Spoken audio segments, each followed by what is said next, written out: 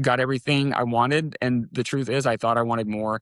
And where I'm at now in life and where I've grown as a combat veteran, I never got everything I only thought I wanted, right?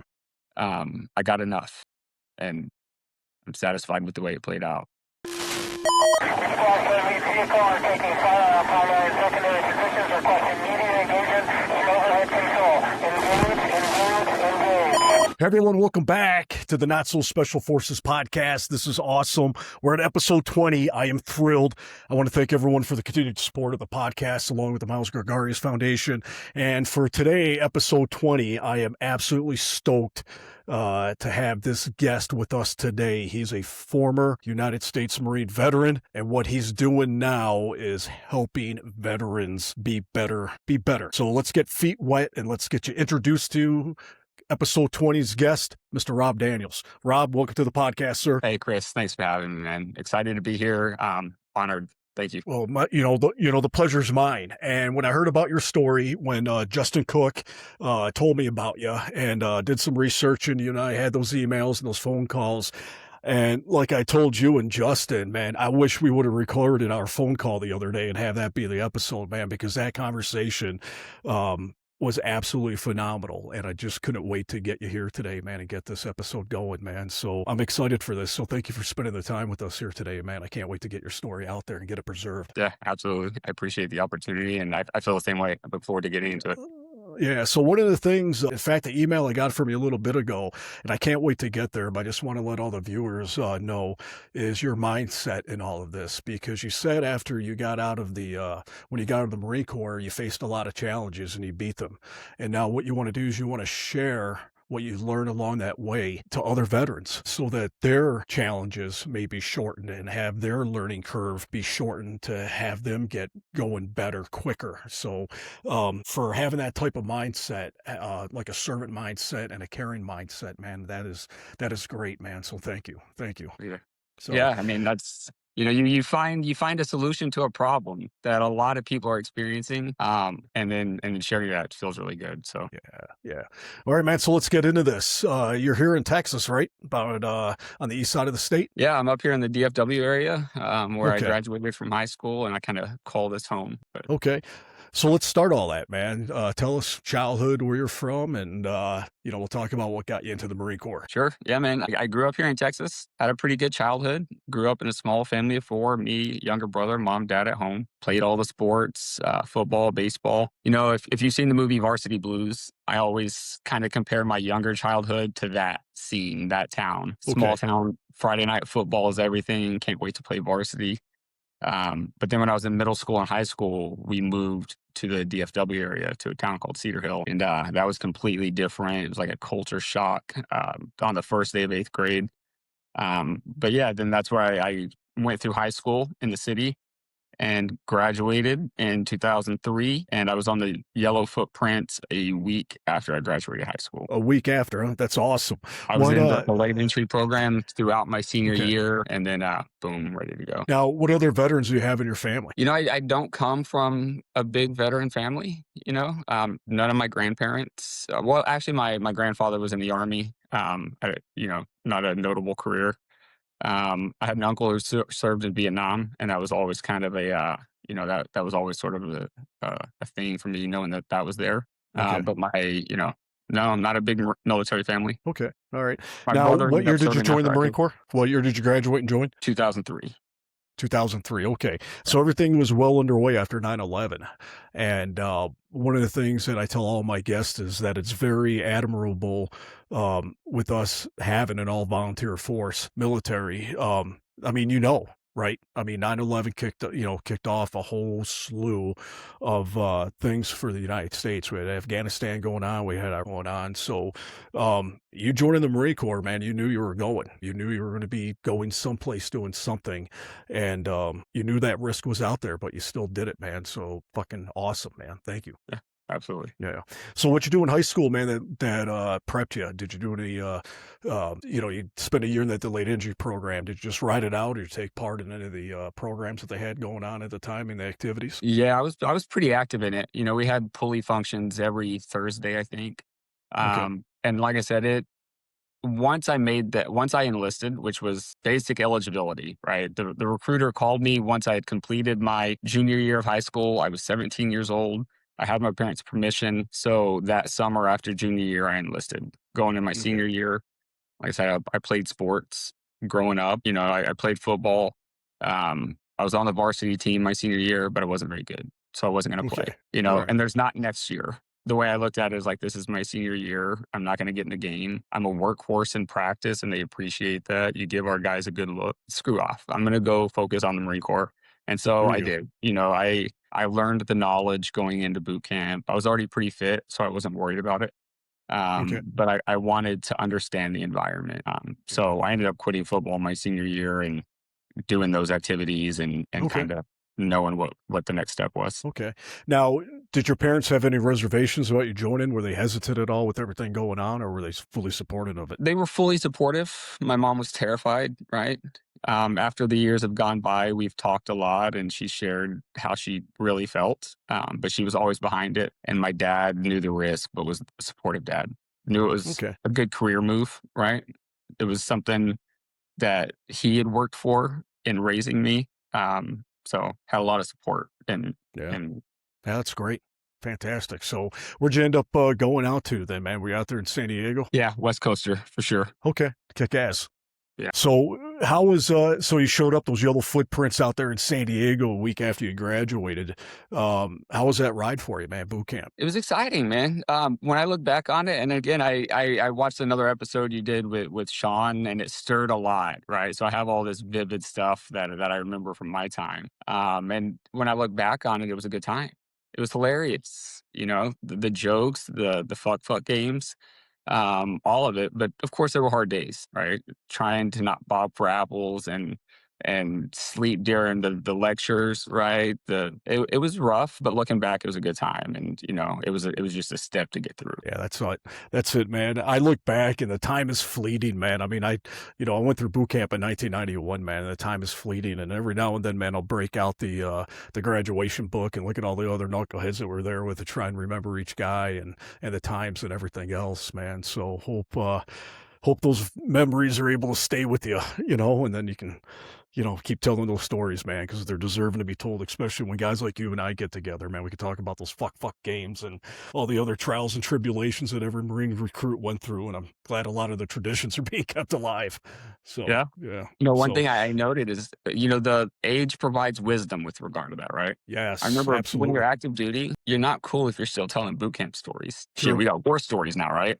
So there Right. comes this thing where, like, do I want to tell boot camp stories? But I've been separated for so long now that, those are some of my fondest memories. I'm Yeah. remembering what that trial was like as an 18-year-old. One of the things that I laugh and joke around about is like you see a guy, a brand new boot graduating boot camp. I'm going to get off on a little side tangent here, right? But you see a brand new boot. He's all proud. He's got Marine Corps garb on. He's got a sticker on his car. The guy's still shitting food from MCRD, and he's all proud. And then the guy shows up and he gets trashed, for being a boot, But then years later, we find an old Vietnam vet. He's got a Harley out, right? And he's got his jacket on. His Harley's all, got the stickers and the garb. He's wearing a t-shirt. He's got the leather vest on. He's got tattoos and he's got flags. And everyone's like, fuck yeah, man. That's awesome. It's just funny how things change, as soon as you earn it, you better not brag about it because we'll make fun of you. But, 50 years later, you want to brag about it, man. We're all going to tell you what a badass you are. So it's always funny watching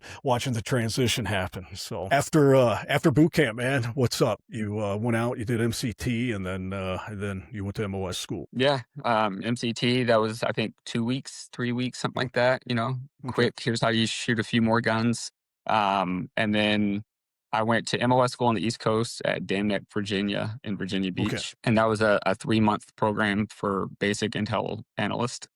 Okay. And at the end of it, we got duty stations. All right. So you became an intel analyst with the Marine Corps. Did you know that going into the recruiter? Was that something you guys had talked about, or were you open intel, or you just knew you were getting something intel? Yeah, I think it was in pen that I was going to be an O231, right? But I just asked for intel, and that was part of a discussion with my dad, right? My dad wanted Okay. me. I scored high in the ASVAB. I had basically, whatever I wanted. And looking at career wise afterwards, kind of maximizing opportunity. Intel sounds cool. I thought I was going to be James Bond, right? And then I ended up with the least James Bond of the Intel MOSs, right? The nerd guy. So I wasn't sure what it was going to be, but looking back on it, I'm grateful for all of it. Good. Fantastic. So how was that time out there in Virginia, man? Was it a lot of, was it a mixed class with other branches, or was it all just Marines? And It's a naval base. Yeah, it's a naval base. I think maybe we were the only Marine detachment there. Is that school? So it was very structured schoolhouse environment, very kind of academic, learn this stuff, take the test at the end of the week. And I don't excel in those environments. You know, it's kind of funny because I enjoy this process at this place of looking back on it, but I didn't score well. I finished at the bottom of my class. That's kind of how I ended up in 29 bombs.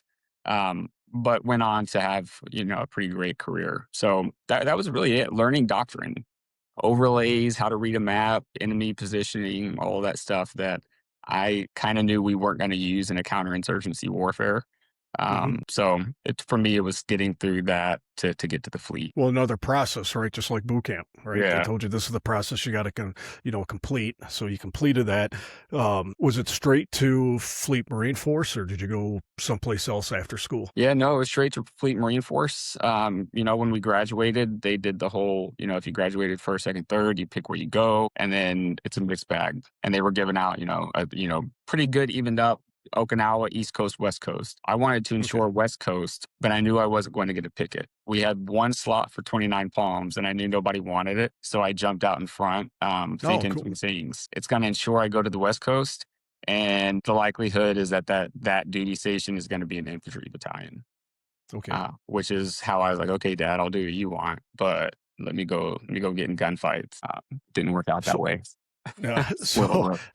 how was 29 Palms? I mean, West Coast. I mean, we got people who either hate 29 Palms, or we got people who absolutely love being out there in 29 Palms. So when you got out there, tell us about that, man. What was that like for you? I loved it. Looking back on it, I bitched about it, but that's what we love about the Marine Corps, like the suck, the shared misery. So yeah, 29 Palms is as great as Camp Pendleton, but I definitely had better times during those 4 years versus my next chapter. Okay. Um, you were 3 hours from anything, right? We're in the armpit of California. It's hot. It stinks. You got Bandini. But then you're also 3 hours from everything. You can go down to San Diego. You can go explore LA. You can go to Vegas. There's a lot to do out there. And I Yeah, kind of and maximized that. that whole Joshua Tree area too is Yep. beautiful, man. For guys like you Yep. and I that love the desert, I just remember going through there, and it's just so much of nothing, but at the same time, it's just so freaking beautiful, man. Yeah. That was kind of what we did, right? Motorcycle rides through Joshua Tree. That was my first motorcycle wreck, actually. It was those Whoa. winding roads. My ego got the best of me and I went down. Yeah. Injured? Yeah, I got a pretty bad concussion. I had some road rash, broke my wrist.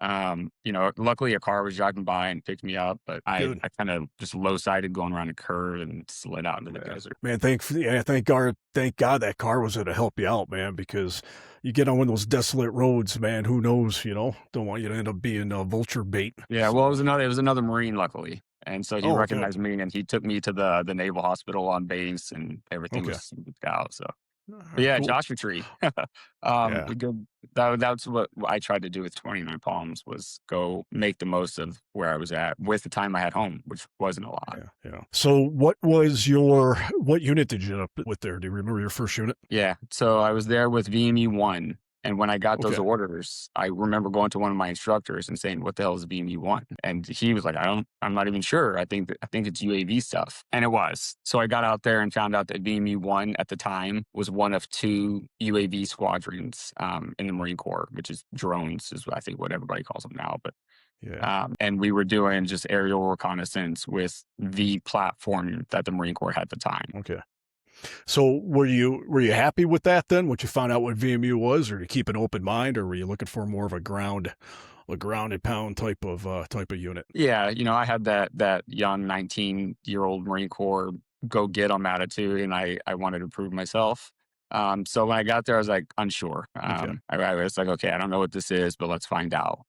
Um, and I got there and we kind of went right into a workup, right? Started kind of did the field exercise, see what the camera looks like for the first time, and then we would deploy. But Okay. Now, was that newer technology at the time that everyone was kind of learning, being with VMU-1 because it was a newer squadron, right? So was everyone still learning or were some of the guys you were with actually have deployed with this to Iraq or Afghanistan? so it wasn't completely new, but the implementation and the SOPs were really being written in real time as we Okay. launched into that new war, right? That unit had done some stuff in like Serbia, Bosnia, Mm, something like that. The '90s things that I'm barely old at. I remember we were there, but I don't remember why type stuff. right. So yeah, some of the gunnies that we had have been on those deployments. Okay. At the time, the unit had done one deployment in support of OIF at the time. They were Okay. as part of the opening invasion. They were there, and I was with them for their second deployment and third, fourth, and fifth in that effort. Okay.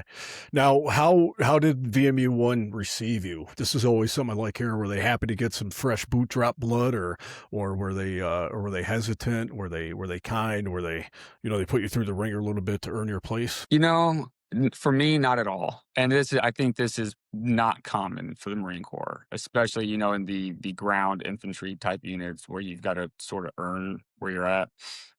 In my experience with that unit, I was the only non-NCO. So I was part of the S2 shop, right, which was the intel section. And we had a first lieutenant who was the S2 Alpha. We had a terminal staff sergeant who was our intel chief. And then we also had O241s.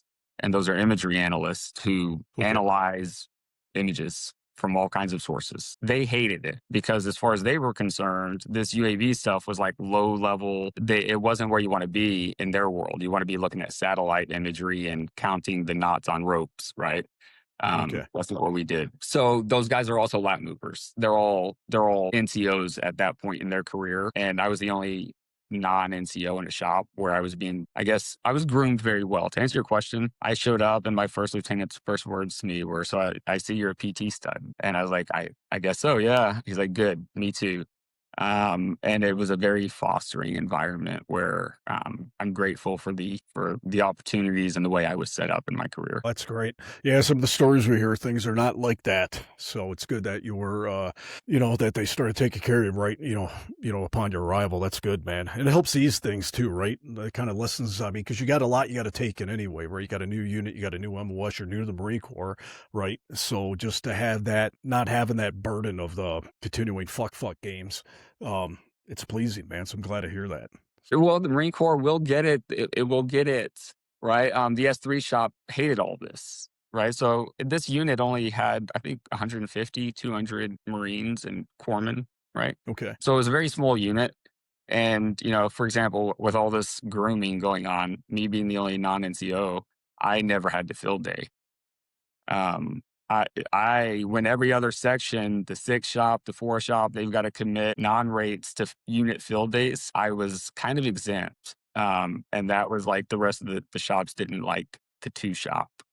Well, fuck it. They The, could have picked a different MOS themselves, right? mm, and that's the difference. So that was the friction, right? And so I still got to experience some of that Marine Corps fuckery, I guess. Yeah, yeah. So, how much time did you guys spend working up, and then did you get word that you guys were deploying? Like, did you know you were? What I guess the better question is, when you arrived at VMU-1 out there at 29 Palms, you said you started doing some workup stuff. Did they have a definite date on the calendar when they knew they were going to be deploying? Yeah, we knew when we were going. The Okay, dates are always subject to change, but we of knew we course. were going to be deploying in the fall because VMU2 was already out there. So Okay. what the schedule was it was clear for 4 years. It was VMU1 and VMU2, 7 on, 5 off. Oh shit. So Okay. I showed up as part of their, 5 off. Hey, here's a new guy. We're deploying at the end of the summer. But it was unlike infantry units where you show up and it's like, hey, make sure you're worth your weight, right? This was not that.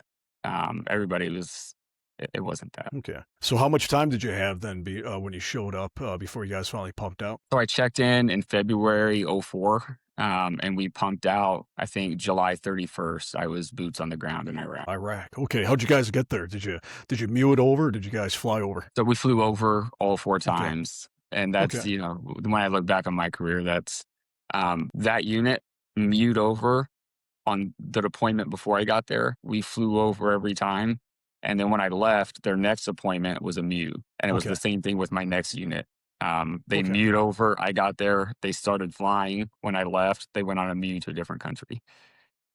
So I never got Okay. to experience the boat. Okay. So where in Iraq did you end up then on that first deployment? So we were in TQ, Al Taqaddum Airfield, and that was really a home field for us. We again, we knew we were going there, and as 1 and 2 took turns, we built it up and transitioned into Al Assad and kind of set up some different spokes. But VMU TQ was the headquarters kind of for our Yeah. operating. All right. So I'm intrigued about something. So you're an intel analyst with a drone squadron, or with a UAV squadron. Sorry. And what was your whole? Because we all know Marines, right? I mean, we're always tasked with something else. There's always other things to do, especially when you're deployed. Did you just spend the entire day just analyzing what the UAVs were kicking back, or were you? I mean, what was day to day like life for you like there? The op tempo was incredible. Like I said, the reason I sort of had this sort of attitude, like our pre-deployment wasn't like what a lot of, but when we got in country, that changed. When we got in country, I was working 18 to 20-hour days, 7 days a week, for the deployment, right? And that's where some of the other shops, all the hate that they had because I didn't do field day, I'm standing there like, suck it, guys. Like, and they saw like we didn't get to sleep because the op tempo was, we're keeping a bird in the sky around the clock. Like the unit as a whole is doing a decade's worth of flight hours in the Mm. deployment, right? So we're full motion video surveillance, real time. The job was we've got the bird up, we're surveilling whatever subordinate units AO we're tasked to, right? So you got these guys in Fallujah, they get 2 hours of time. You got these guys in Ramadi, they've got 2 hours of time. And that's being tasked out by, the collections center, the MAGTAF. And that's where we get our guidance for the deployment. So we Okay. we complete the mission.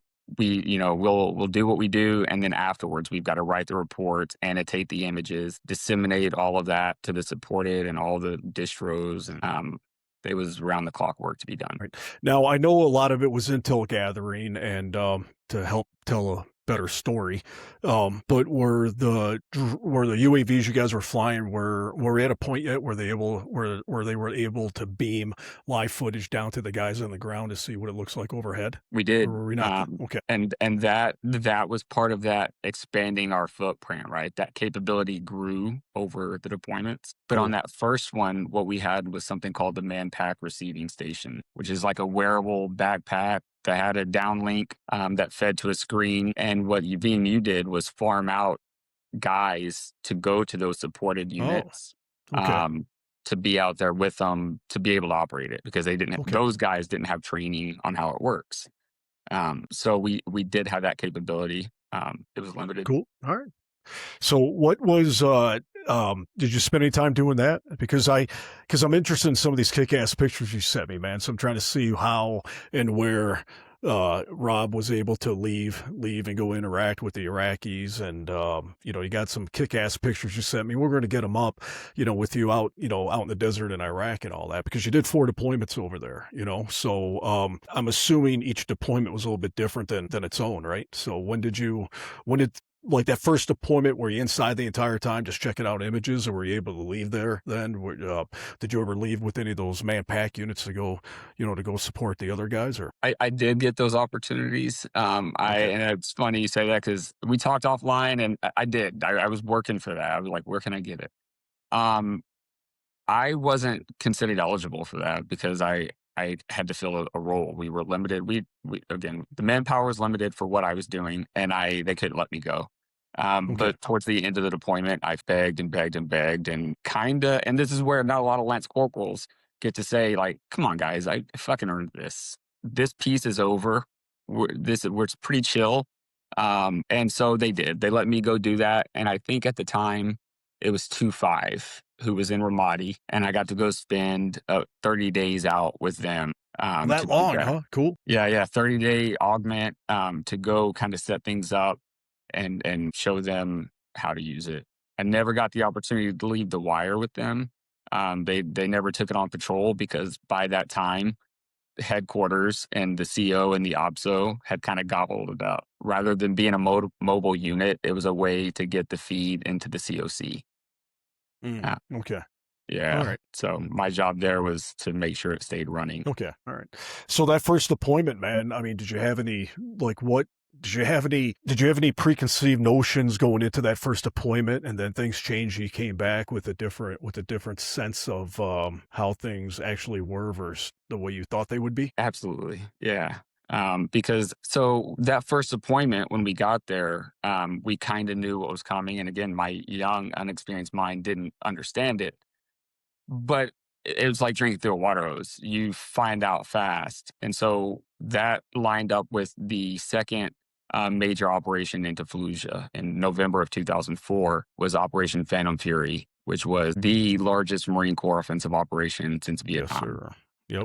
And so once that kicked off, like leading into it, we did that transition, the left seat, right seat. Now I instead of looking at cactuses in Yuma and saying, "What is that?" It's a tree, literal. Like I'm learning what this feed looks like. This camera 4,000 feet in the sky, and we're looking at static cactuses in the desert. As our workup. But the first time we sit on the gear, we're looking at gun trucks moving through Fallujah, right?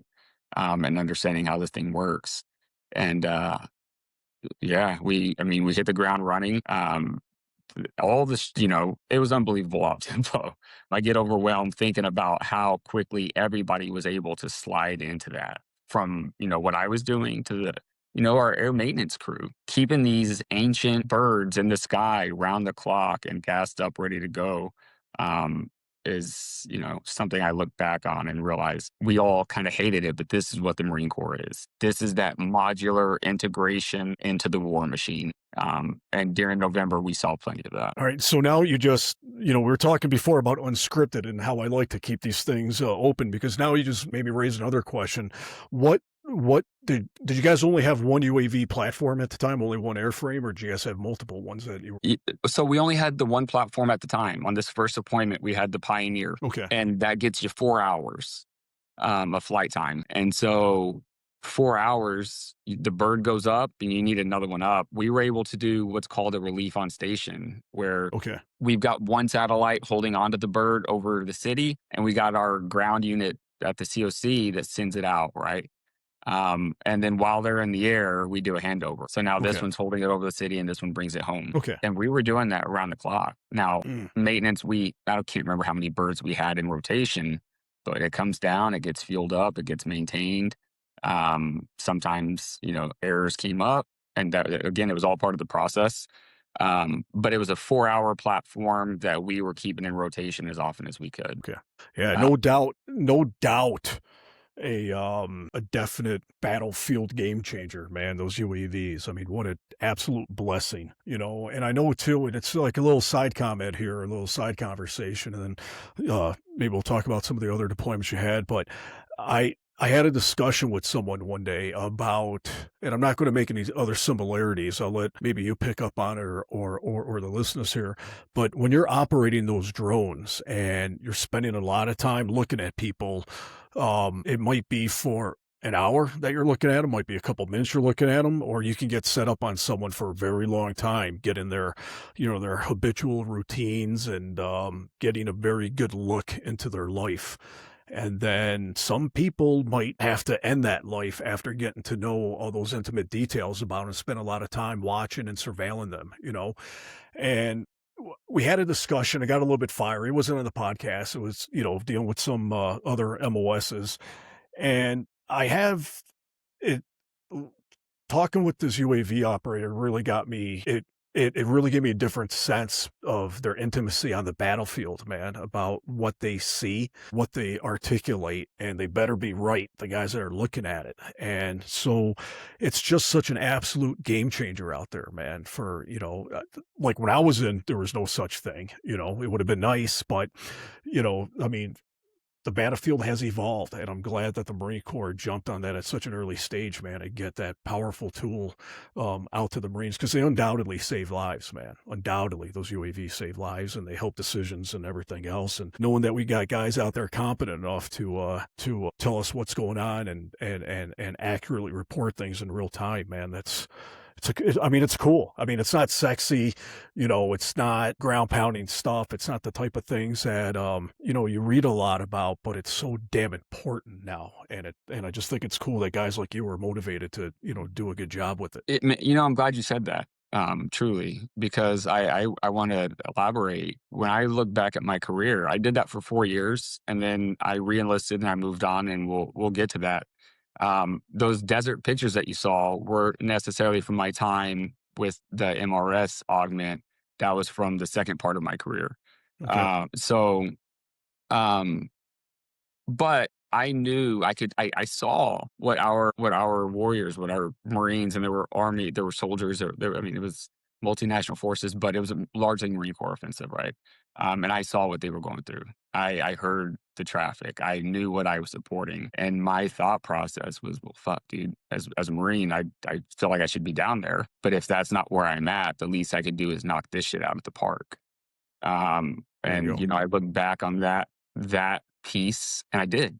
I knocked it out of the park. But then it's funny to hear you say something that you would only know if you had talked to another, somebody with a similar experience, is that what those moments did, supporting that place where people go from an is to a was quickly over and over for 7 months, right? We didn't really process it. We celebrated it. That's what we were there for. Like, if I could make something bad disappear, I was striving for it. I didn't mind a 20-hour day. But you're not processing in real time. 15 years later, I asked, was it a shovel or an RPG? And, I have that answer. I don't really give a shit. But that was something that would ruminate in my mind. There was room for error. And when you're in that state, you don't really care. You know what I'm saying? And that's what shows up later, is when you have time to care a little bit. Yeah. So, yeah, I mean, I'm glad we just had that, man. Because it's, I want people to know just, like everyone processes things differently, right? And, that's that's great that you just said that. Was it a shovel or an RPG? And then for you to have that mindset too, it's like, to help, I'm glad, I'm sorry. And I'm trying to set something up to, come back, but it's just such a damn important thing, man. And I'm thrilled. We have people who could be filled with anger. Maybe their career isn't going the way they thought it would be. Maybe their wartime experience wasn't going the way they thought it should be going or anything like that. But I mean, you snapped into it and you did the best job that you could, man. So that's just fucking great, man, because lives were saved.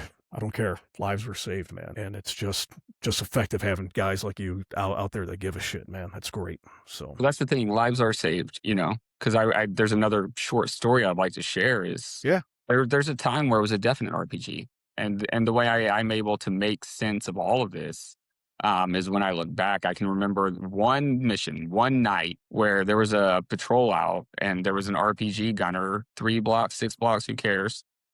He was around the corner in an ambush site, and we saw it before they came around the corner. It probably wouldn't have been the point man, but had we not saw him first, the third or fourth guy in the stat was going to take an RPG, right? And that was definite. And that's enough for me to be able to evaluate the entire experience, especially when you allow life to happen, right? This is important. I've been able to meet over the years some of the men who were on the ground, and maybe they were in that stat. And the mistake I could have made was worth the risk of what we were doing while we were there. Because All right, Rob, we had to take a really quick break. So before the break, we were talking about, about making sure you got things right, being able to move forward and then meeting some of these people or knowing that the people in your presence, you helped save their life, So it's got to be a good I guess a good feeling in a sense to make some sense about some things, that otherwise may have been difficult, huh? Yeah, I mean, I would say for me, it helps make sense of it, right? At the end of the day, if you can boil it down and reduce it to one simple thing, is this was the mission, and we didn't have time to pick it apart. And at the end of the day, we all come home the best way That's we the goal. can. That's the Yeah, that's goal, the goal. right? That's the Um, goal.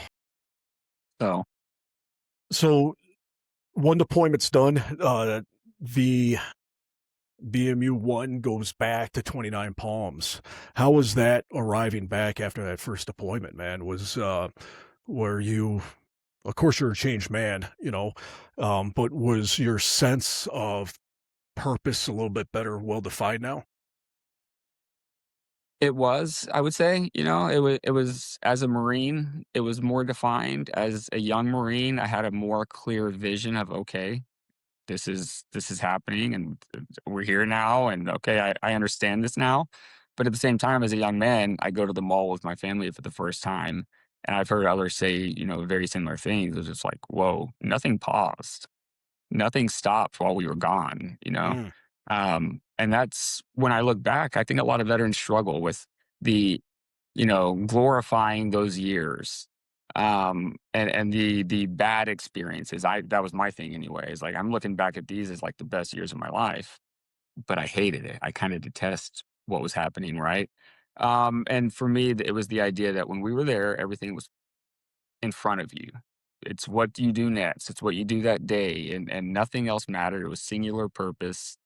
And then that was my experience coming home is that's not what real life is like, you know. Real life goes on, responsibilities go on.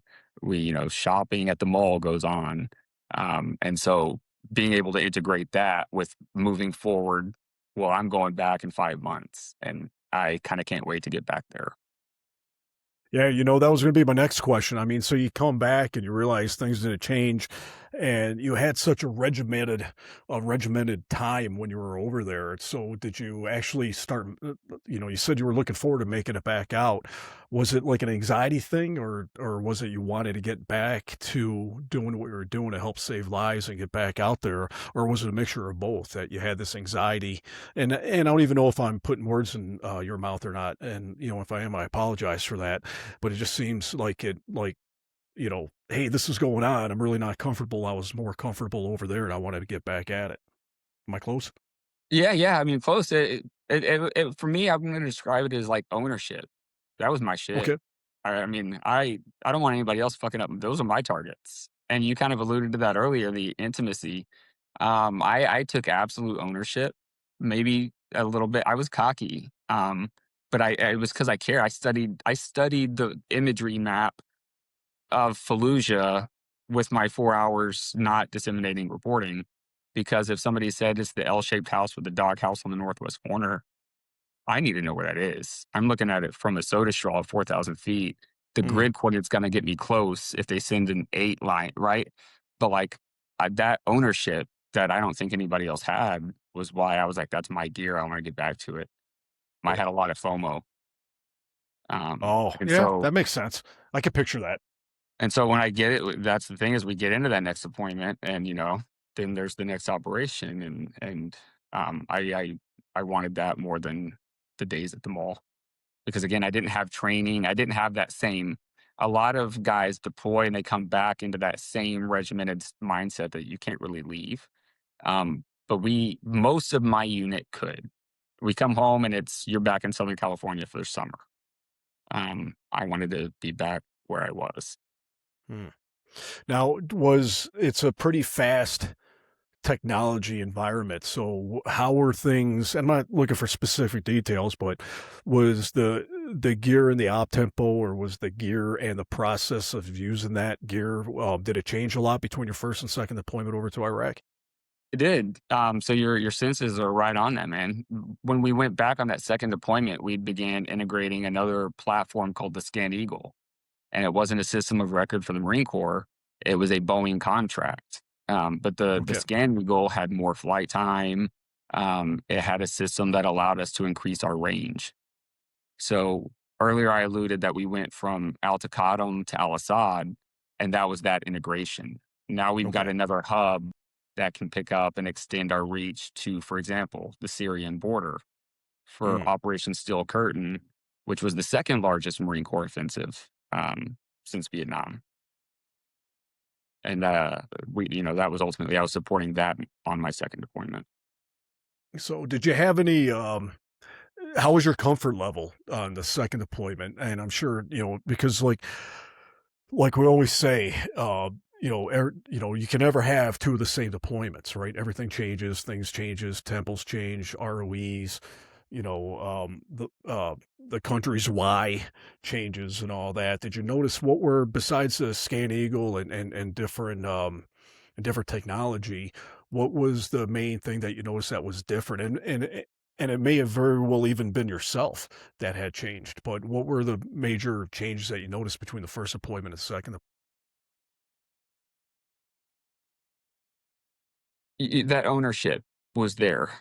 I wasn't stepping into it terrified to deliver my first brief about the targets we were going to be looking at, or can I keep up with this chaos in front of me?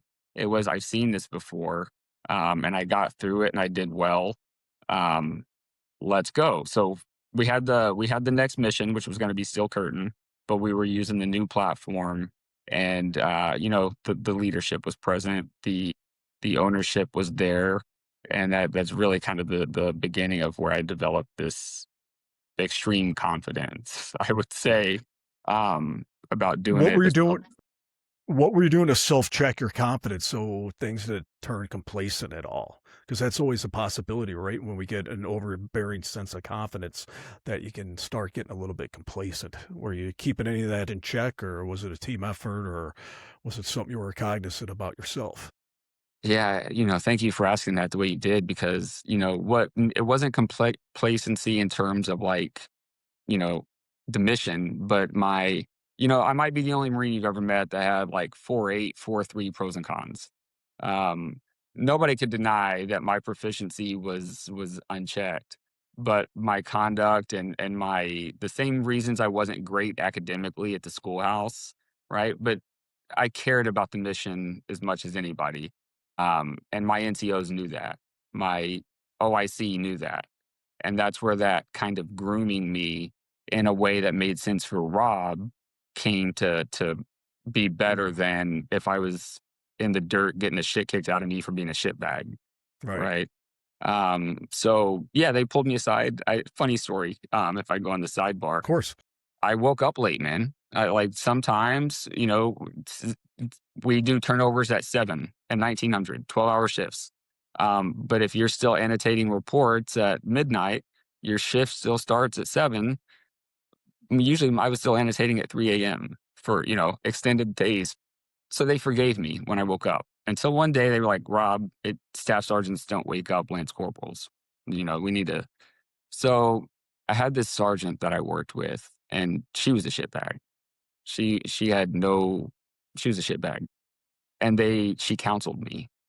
She counseled me on being late because she was an NCO and I was Lance Corporal, so they gave her the task of counseling me on being late. And I remember going to my platoon sergeant and like almost in tears and like, you let her counsel me? Like this is like I had to let Sergeant counsel me. And then they laughed. They're like, wake up on time, shithead. And I got the message, right? That's unconventional Marine Corps leadership. But I got the message and that's how we worked together during those times. That's It what was I was effective. You didn't want to have to deal with that again, right? Yeah, and the way they laughed, and that to me, that was a great display of leadership. Whereas a lot of other staff NCOs, we were the two shop. I'll say that. So what was was your op tempo quicker then? I guess if that's the right way of putting it with this new technology and these new assets, was it because you're able to stay up, you're able to loiter longer, right? And you're able probably, and I don't want details, man, but you're probably get a lot better information sent back to you than on that second deployment that you were on the first deployment. Yeah, I mean, the information was subject to, evaluate, like, one camera's better than the other, one bird flies longer than the other, but the demand was definitely there because now we've got Okay. the same platform flying the same hours, and now we've got a new platform challenging it for more hours, Mm, while Boeing sends out contractors making sure their birds stay up, but we don't have any more manpower. More okay. birds in the sky, more hours to fly, but no more manpower. So now we're actually augmenting.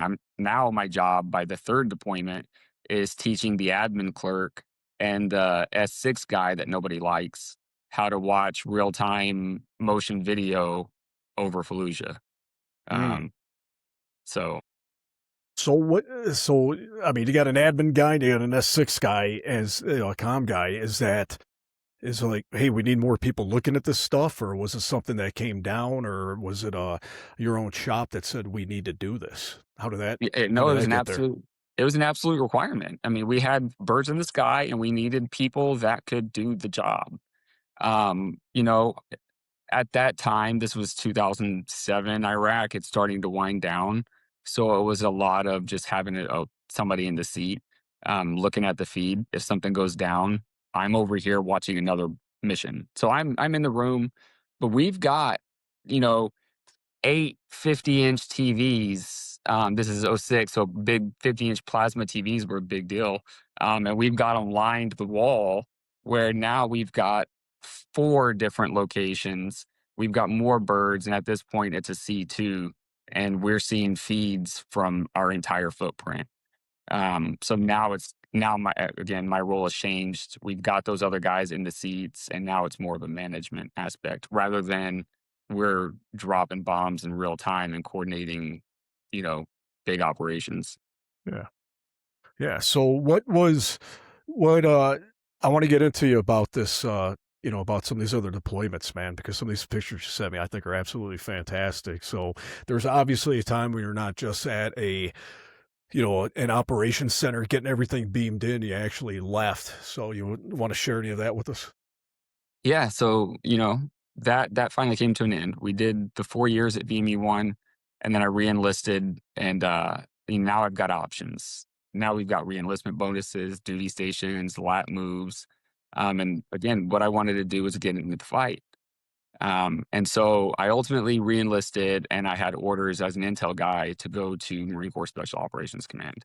I was on the West Coast, so I was an intel guy over at at the time it was first MSOB, first Raider Battalion now, and that was the next chapter. So I was still doing intelligence work, but now rather than having one discipline, one tool that I'm doing with the UAV, now I'm learning special operations and multidiscipline intelligence analysis in real time. Once again, what is my job now, and how do I do it? Did you pause at all and give I mean, was it a very quick decision for you to reenlist and to leave that VMU life that you had because you were good at it, you were effective at it? Did you feel like you were turning your back on it at all, or did you feel like maybe it was not going to be left in such good hands? A quality of workmanship that you demanded out of yourself. Did you feel any sense of maybe I should You give him know, one more, or was it time to move on? it was definitely time to move on because the way the Okay, Marine Corps works, I couldn't stay there anyway. okay. You're gonna have to PCS. Um, Mm, so, but even so, my ownership had kind of faded, right? Because the op tempo on 0405, 0506 was Phantom Fury, Steel Curtain, give me my targets, I can find them faster. And then in '08, we're patrolling the highway, mm, we're checking boxes. yeah. And it was again, I was ready to move on, and I knew what was next. So the one decision point I had was getting out actually, because Okay. remember those scan eagles are manned by civilians, and was largely flying them. By the time we were done, I'd tell him, "Go away, I've got this." And now I'm flying them. And what a lot of guys were doing was getting out, taking that contract position, and coming back to the same place and working with the same units. So I saw a lot of my friends return. They're making multiple six figures, and I ultimately decided that I wasn't done with active duty yet. Okay. All right. So let's talk about the MARSOC time. You're an intel analyst. You've got uh, those deployments underneath your belt already. It's a new opportunity for you, and now you have to learn some different arts of the craft. Yeah. Yeah. So one thing that makes MARSOC cool, right? Compared to the other cool guys, the Army Special Forces, the Navy SEALs. What MARSOC does is integrate a full enabler package within the special operations company, right? So, for example, a Green Beret ODA team does not have an organic intelligence asset. They do not have an organic um, EOD technician, right? We had that as part of our package to our teams. And with that, as an intelligence analyst, I also had other disciplines within that field. So I had human guys doing human collection. I had those imagery guys that had access to the cooler, Guccier stuff. We had, all of these different disciplines. We had the signals intel guys embedded with the teams. So they're out collecting and then feeding back. So as an intel analyst, I had like every discipline at my fingertips and no clue how to use it because I was doing UAV work, as a junior Marine for the last 4 years. All right. So was it so all right. So were you did you have to take like you can't eat a shit sandwich all in one bite, right? You got to take a little bite. So now you got all these different things getting shoved at you at once. How did you prioritize that, or did the Marine Corps spun up on first, or did you just, or were you able to identify the need where you're lacking and then focus on that to get better and then move on, or was it just everything all at once? Once again, I'm going to attribute my ability to integrate that to good leadership. Okay, And I had it's another good to hear. case of, yeah, I had another case of, and it was I look back in hindsight, it was by divine intervention. It's part of my story. Is that my first intel captain when I got there was a turd. He got canned for whatever reasons. But the replacement was a major select. And there was kind of a discussion about whether or not there was going to be a conflict and because the company commander is a major, but he stepped in and thank God he did because the guy was a wizard. Yeah, His previous experience as an intel officer was, I can't remember the names, hunting some big level target that a lot of Americans heard about, right? Somebody, but anyway, he was great and he groomed me. He took me in, he made it intentional to tell me what I needed, what he wanted me to learn, because he designated me the targeting analyst. How can you take all of these different things to ask the right questions to find out where somebody is, or fill in gaps? And so I had that. I also had a great company commander. A lot of people, and this was somewhat rare but not uncommon, that our company commander was also an O2. He was an intelligence officer. And there's a pipeline where a lot of scout sniper platoons actually have an intelligence officer as a commander because they're sending back information and he's integrating it to send it up, right? So it just so happened that my company commander at the time followed a progression similar to that, where he was an intel officer, went to force recon, and then ultimately took over. So his mentality was train everybody, um, and mobilize headquarters. mm, So the training was outstanding, I would good, say, compared to some good. other places where it's shooter centric and, not the same. So your confidence with this new unit was high. Then I take it. No, not right away. No, I okay, wouldn't say I went into I mean, I had this major, this officer that I respected, and I knew he was getting me ready, but no, I was scared shitless. I okay. didn't I didn't I earned my confidence on that first deployment. I didn't know what I was doing, and I was willing to own that, but I was learning. I was reading the reports, and I was still stepping into it with ambition, right? And it went well. The deployment, I learned a lot. I had new opportunities. That's where those photos came in. So, Okay. So let's now at this point now we are waiting on a second, or I'm sorry, your third deployment then? so we did the 4 with the UAVs with VME-1, and then this would be my first one with MARSOC. So I went Okay. out and now I'm I'm an intel analyst, but I've got this background with UAV stuff. And I really want to get out on as many patrols as I can and integrate. So I use that UAV experience to be the Raven guy. So now Okay. we've got the handheld UAV. Yep. It's a different platform, but it's more mobile. It's made for patrolling. Hell So yeah. now I've got my responsibilities as the targeting analyst, but whenever you need a Raven, like, hey guys, I can do this. And I'm your that's how I guy. was able to integrate and provide that, be a value um, to that environment. Okay. So what was your first, like, where'd you first deploy to then when you were doing intel work for Marsa? So this was summer 2009 now. And our Okay. first deployment, or that deployment with Delta Company, was to Farah province, which is in southwest Afghanistan. Okay. Um, We All had right. our company headquarters was at Fob Delaram. And then our teams were kind of dispersed 3 different locations. Okay. All right. Now, was it a different? Because I'm trying to think of the right question here to ask you, man. So you've completely different. I mean, intel analyst. I get that, right? But you're not doing what you were doing when you were at VMU. Now you wanted to bite off a little bit more. You had the opportunity. Now you're in a different unit. You're obviously in a different country that's at war. How how were you feeling at this time, man? Were you excited? Were you nervous? Excitement, very excited. Yeah, I mean, it's what I wanted, right? It's what I was like, okay, now I'm here. But I was nervous. I had my performance anxiety because now it's a different environment. I'm still a junior guy though, right? So my first 4 years in the Marine Corps, I'm the only non-NCO in this intel shop, and now I'm at MARSOC and I'm a sergeant, but everybody else is a staff sergeant, right? Because this Mm, isn't first term duty station.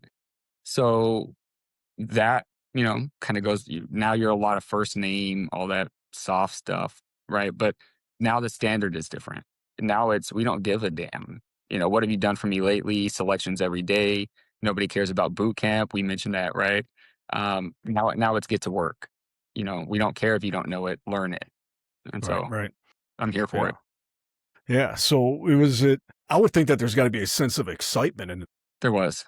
There absolutely, it was exciting. I loved it. I mean, I loved it. I was thriving.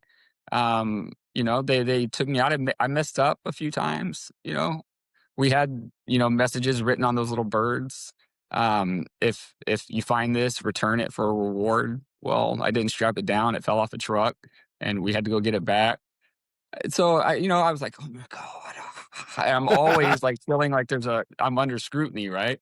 Right. Because again, this really is the best of the best. And, you know, considering that always wanted to, I see these guys doing something, I can do that. It's same when my prior experience, I see them doing this. I'm gonna do whatever I can. So that really motivated me. When I was uncertain, I was still learning, but like I was excited by all of it. Did you feel there was a different sense of purity, maybe dealing with the Marsoc guys and when you were at VMU? Like, I'm trying to think if that's the right word or not. Like, if like there's a different sense of you better be right now than you had previously. Yes. Okay. Yes, right? Because now it's a bit more intimate with these operations. Before, it was 4,000 feet, you don't smell it, you don't hear it, you see it. Um, you know, there's a story. I always hesitate to tell this, but, like, in Fallujah, where there was an infantry leader who told his men, "The dogs of Fallujah will grow fat off the bodies we slay." And if I said that wrong, forgive me, but that's essentially the message that I heard was repeated, and I saw that. From 4,000 feet in the air, I saw that. We literally saw the dogs get bigger, the mangy street ones, but I know people who witnessed it, and smelled it. And so we didn't do that. But at the same time, you're watching 24-hour round the clock kill TV. So Mm, there's a major disconnect between the actual effects of what's happening and what we're experiencing from our tent, 12 miles away. Now I'm in an environment where you see it, you smell it, and that's a little bit different as well, right? Um, and it creates a different environment of the men who have already been there, right?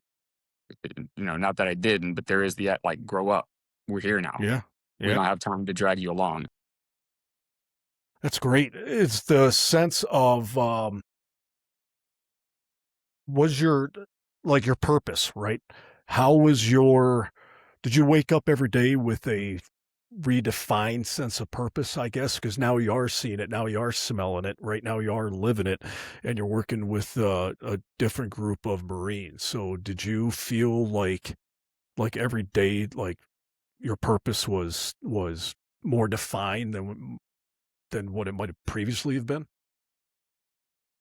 Yes, it was a bit slower, right? Rather than Okay. watching real time constant go stuff, now it's more like wake up and let's analyze some stuff. You don't always have information being funneled at you, but you always have information to go through.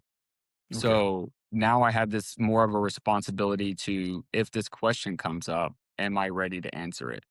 Am I that guy that can be counted on? Because now it's everybody has more than just their own responsibility, and I need to master what I have. I have that. Yeah. And, I was kind Awesome. of driven as the targeting guy. Like, I still remember whose cousin was who and why they were married to who and why that, I remember all that. Alright. So how much time were you there with Marsoc? So for my next 4 years, um, Alright, 4 years? Okay. yeah. So Now 9 years there's back in, what's up? no, no, I cut you off because there's one thing I wanna get to. So you spent a full 4 years at Marsoc then? Yeah, yeah, that's the way it worked out for me. I did, boot camp, MCT school. That pipeline was roughly 1 year, and then I did 4 years at VMU. I reenlisted. I did 4 years at MARSOC, and then I got two deployments out of the MARSOC tour and got out in 2012. Okay, but something happened that was very rare. Do you wanna talk about that at all, about a possible selection for 90311 at the time? Yeah, I that's something that I used to dwell on. When I look back at, am I satisfied with my career? And I'm always hesitant to talk about it because it's that guy that I don't want to be that guy that says I would have joined the military, but and this is kind of like my I would have went to selection, but when I reenlisted, I I think had a it's a few. fascinating thing, man, I'm sorry, and I'm gonna be proud to preserve it because it's one of those things that you just didn't hear of at the time, right? So even or not, things happen the way they did, just the sheer fact that what you're about to tell us just happened. I think it's I think it's freaking fantastic. I do too. Okay. And you know what? Now the ice is broken. I look back at it because of how I view life now. It had to happen this way for me to get to where I am now. you know, Mentally, physically, spiritually. For me to be here now, happy, it had to happen this way, and I see that now. But when I reenlisted, I wanted to be the cool guy. I wanted to go to selection and be an operator. Um, but they were only allowing that for O3s, any O3, but you had to have an infantry background because that was the Marine Corps was brand new to special operations at the time. Um, and so they weren't taking just any MOS like the other branches would. You had to have that background. So anyway, I went to the screening anyway. The recruiters were on tour. I saw the poster, and I went to the screening and I passed. And he gave me a recommendation. And so I was on the invite list to go to selection when I reenlisted. But my monitor said, hell no. Um, my intel monitor said, you're a critical MOS. I'm not going to let you lat move. And, there was that. But then there was this other selection, this other process where if I lat moved into a critical MOS like recon, they were going to pull me over. So that was my back door. Okay, fine. I'm going to go lat move to recon and then I will transition and I'll take that pipeline. But that's where the Cool. money came in. Yeah. Big Marine Corps came in and said, okay, but your swim qual is out of date. So if you want to lat move to recon, you have to come back state because I'm deployed at the time. I'm Mm, reenlisting in Iraq for a tax-free bonus. And they said, you can come back to the States and re-enlist after you do a swim qual, and then you can go to recon. Come So on, man. There recon, wasn't a pool. They could have found you out there someplace in Baghdad. there was, and I do believe that this was my monitor playing fuck Oh, games. yeah. I know what Honestly, you're doing. I'm not going to let that happen. I mean, I did have a pretty excellent 4 years. I was meritoriously promoted, and I consider myself an asset to the intel community. And that's what they did. There was absolutely a pull on TQ, but I had to go back stateside, recert my swim, and the difference was this: $60,000 reenlistment bonus for recon marine, $80,000 reenlistment bonus for intel. The $60,000 was going to get taxed stateside for a take home of 40. And so this is how my monitor did it. He gave me orders to MARSOC as an intel guy. He said, "Oh, I'm going to send you over there. You're going to fill this billet." And so I took that. I said, okay, I go where I want to go. I'm still doing intel work. Um, and I'm going to get a shit ton of money. And that's kind of my story between how I ultimately ended up over there. And it was cool. Got everything I wanted. And the truth is, I thought I wanted more. And where I'm at now in life and where I've grown as a combat veteran, I never got everything I only thought I wanted. Right. Mm. I got enough. And I'm satisfied with the way it played out. Fantastic. That's great, man. It's good to hear. It's a nice, I don't know what it's a nice thing to hear. Someone being able to say, "Hey, I got enough. I got what I wanted. I got enough. Thank you." Yeah, I So, mean, absolutely. yeah. I know So a lot of what guys want to have experienced more. I'm sorry to cut you off, but yeah, yeah. a lot of guys think they wanted more. A lot of guys have the regret that, oh man, I wasn't in this shit. And I would love to see the veteran community let go of that. Um, you know, and that's one of the reasons I was expecting you to do your podcast. And I've seen others where there's value in sharing those things. Like, man, like what you did was it was enough. You only think you wanted more. So Yeah, one of the and and well, a little relation to it, and I had Jamie Hunter on a couple episodes ago. She's great. She's a reserve captain, and she's a therapist. And one of the things that you alluded to just a second ago, it's like, what we need to do as veterans to get away from stuff is like this competition thing, man. It's like you don't rate to talk about your trauma because the way I or my service is more badassery than what yours may be. So your trauma is, can't be that bad because I did this over here and I got this, and it's like a dick measuring contest about stuff, man. So I'm completely on board with you on that, man. That we need as veterans, to be able to get away with or get away from things like that. Absolutely, absolutely. so yeah, I mean that was that. I did one more pump with with MARSOC on my next appointment, and that played out a little bit different. I watched another show that you did, and I heard one of your guests mention the Kajaki Dam, and that kind of plays into my next experience. He was also at Fob Rob. So if you want to introduce that segment, but Yeah, yeah, there was that, and then I was Brewski, done. man. Yeah, Shauna Brewski, right? Yeah, Yeah, I remember him. Yeah, I remember that episode, man. Sean's a badass, and he's doing good things. And when you told me that you guys shoot similar dirt, man, I think he's going to be thrilled to hear that. yeah, because this was another point where it impacted me in a very different way. So prior to going to this one, we were now going to Helmand rather than a relatively low kinetic environment in Farah province. Helmand was incredibly kinetic, especially around Sangin. So I heard this on his show, and I remember I was in a pre-deployment workup in summer 2011 to go to Fob Rob, which is right outside of Sangin. And over a 20 or 48-hour period, Friday through Sunday, 3-5 had 8 double amputees. And this is what we're kind of getting, this incoming traffic as we're ramping up. And that was the threat. Like everywhere you step, there's going to be an IED, and people were losing their legs, not their lives. There were, of course, KIAs, but the biggest threat was your legs. And I remember a lot of our team guys got tattooed, and I heard Sean's version of how they coped with that.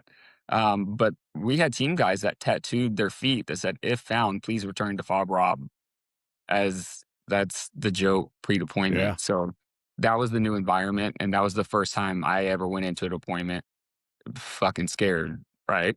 Rather than exciting and rather than, okay, I want all this opportunity. Now I've seen the UAV stuff. Now I've smelled the other stuff. Now it's okay, this is singing. And thankfully, my experience ended up, being real low kinetic. I didn't do a lot on that deployment, but going into that environment was very different. Mm. You know, the IEDs were a big threat, and there was something that happened on that deployment that continues to really impact me, which was, or we did SSE on stuff. When a bomb goes off or when our EOD techs find bombs, they pull it out, and now we don't just get rid of it, we analyze it, full pull fingerprints off of it. And so we had a match to fingerprints that had been pulled off an IED in an area that is our biggest problem. And this guy comes back on base, and I'm trying to slow down to tell this a little bit more clearly.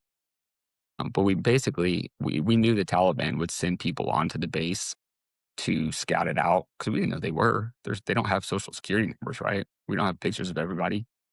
So they would send people on a base just to kind of scout and see where's what, who, displacement. And again, we had SSE. They pulled fingerprints off of an IED, sent it up to have it analyzed, and sent it back to us and said, "Look, we have a match to this guy's face."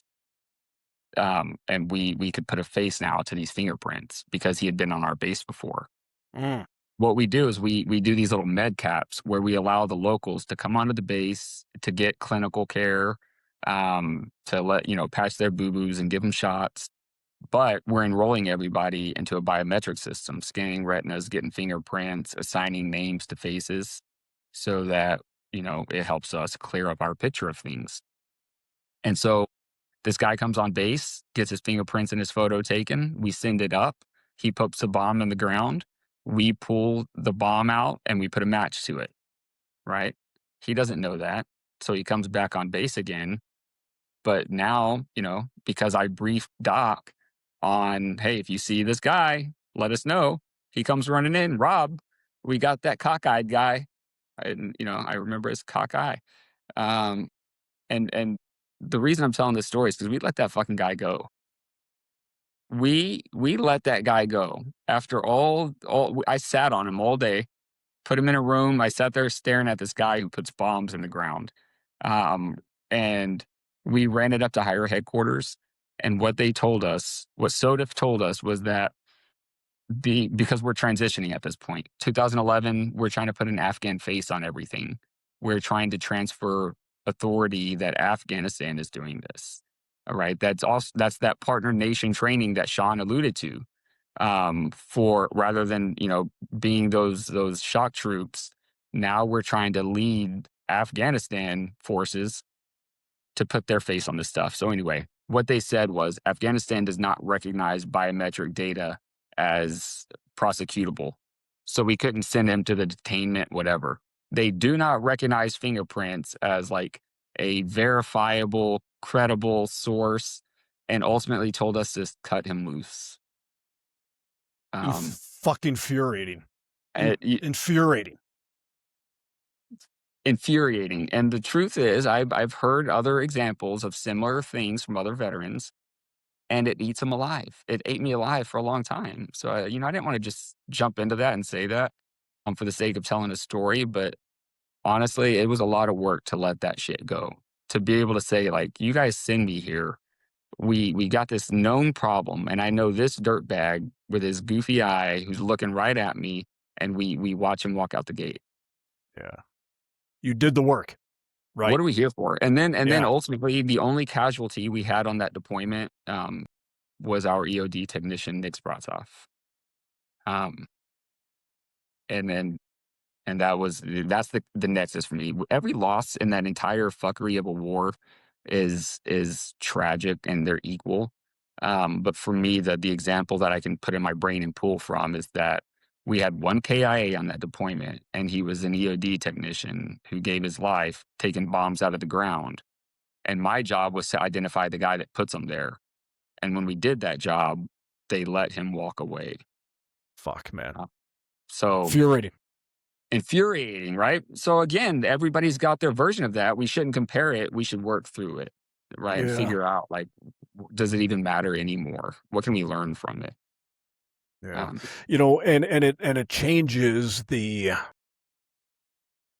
it something like that has such an impact on people's decisions moving forward, you know? Like, am I getting out now? Obviously, we're not in this to win it. I mean, your mind can take a decision like that, rightfully so, 10,000 different ways, man. Because why on fucking God's earth are we letting this dude walk when we got insurmountable proof that this guy's doing this and we're letting him walk? So that could change your whole why. That can change your whole outlook. That can change your whole path. Right? Like something like that can change your life and everyone else's life, and it lets that fucktard go back out into the battlefield to do it again. it absolutely did. That was my final deployment. And that kind of shaped the rest of the deployment because now my leadership is a bit different. Now I've got an intel officer who doesn't have any experience. And Mm, something I picked up on another show is this guy came in with one deployment as an intel officer, and it was with a sniper platoon, as I mentioned earlier. But he had no experience with various collection platforms. Like he didn't understand it. He had one deployment that gave him no experience, and he's got a team of staff NCOs with a combined 30 something deployments. I was on my sixth, and I was the junior guy. And he didn't listen to anybody. When it comes to my job as an intel analyst, there's always the joke that that's a military intelligence is an oxymoron, right? And then there's the expression that everybody knows our failures but not our successes. Whatever, credibility is important. It's very important. If I'm going to say that I think X, Y, and Z, I put my name on that. And I had a captain who would come in and tell me, "Hey, the CO wants you to write this in a way that makes it look more permissive." If I wrote it accurately, I'm going to tell you, you're going to get in a gunfight. There's going to be machine gun emplacements. They're fortified, whatever. But that that operation would have been denied because they didn't want us going into that kinetic environment. So the CO says, write it in a way that, are you fucking kidding me?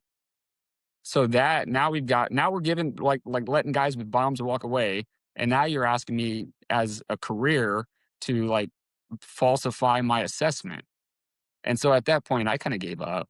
You know, yeah, if anybody from yeah, Alpha Company sees this, they're gonna be like, "Fuck Rob, he's a turd." But that was my sixth one. I was yeah. tired. I was So burned be it. out. I had a pregnant wife at home. My marriage was shit at the time. It wasn't a great time. And that's when I was starting to see the writing on the wall, if I'm being completely honest. Um, and then I got out that next summer. I had 6 months left when I got home, and transition time, baby. Yeah. So you were a little bit more motivated now to get out than maybe you were not thinking it was the right decision or was or anything. Like you've had enough, you've seen enough. You got six. You got all these deployments. You've had one or two of these. I mean, just let's go back to that for a second, man. I mean, JJ did tie buckle, right? And one of those eyes is integrity, right, in the Marine Corps. And then you got a captain coming up to you and be like, "Hey, you do this," and you're like, "Fuck no." And just the sheer fact, and I get there's politics and everything else, but you know what? Here's my report, sir. It is 100%. My integrity's never been challenged before. You're asking me to do something that's going to challenge my integrity. This is my report. This is how I'm giving it to you. You want it to seem less pervasive, then you make the changes. But I'm not doing that. I just it just blows my mind that we would have a Marine Corps officer coming up to you and then literally telling you to violate your integrity in order to make. Mm, Yeah, I mean, but that was the environment, right? I asked myself, if I ever have to work for this person again, will I stay in? Can I do that? And that was a clear for me. That was the first time I was like, no, I will never. Like, if there's a chance I'm gonna have to work for another person that puts me in that situation, I'm gonna get out. And I couldn't guarantee that was gonna happen because it's the Marine Corps. yeah. So yeah, that was really it. I remember giving a brief And if we go back to being a young Marine, cocky, I'm sure of myself. Well, now I am, right? I stepped into a brand new place with that first one with Delta Company. I knew nothing and I did a good job. I got it done.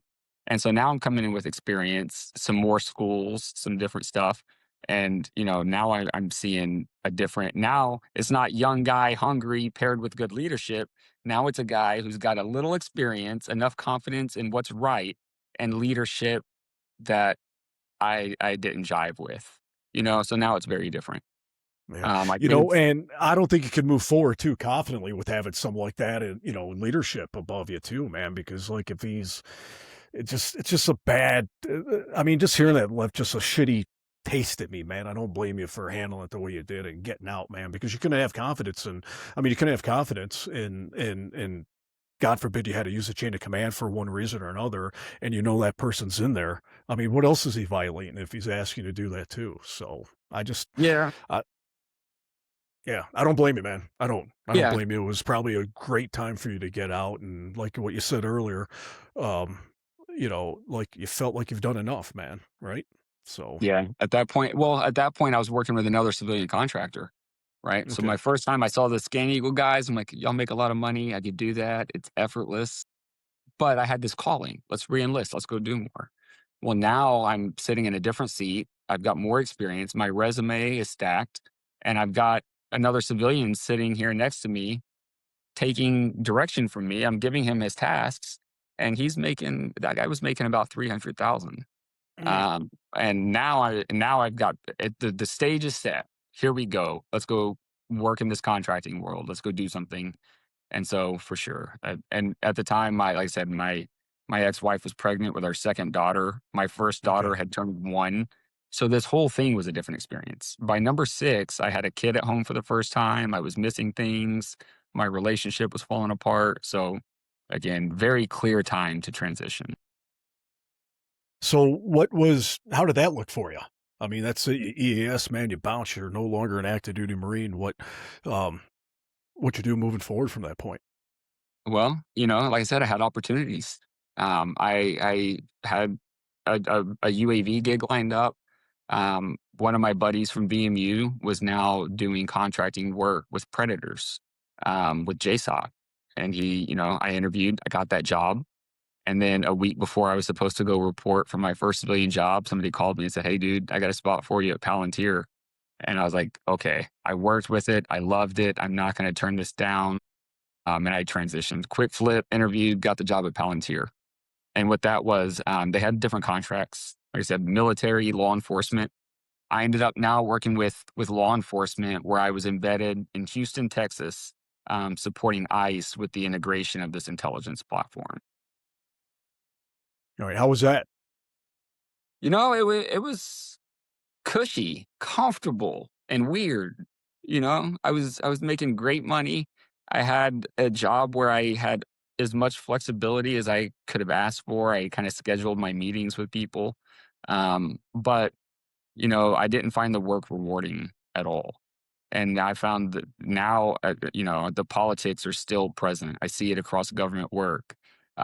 Now, rather than working with the most efficient users we had, teaching the power users who were doing great, solid analytical work, they wanted me to spread myself to more desk side visits and more login entries.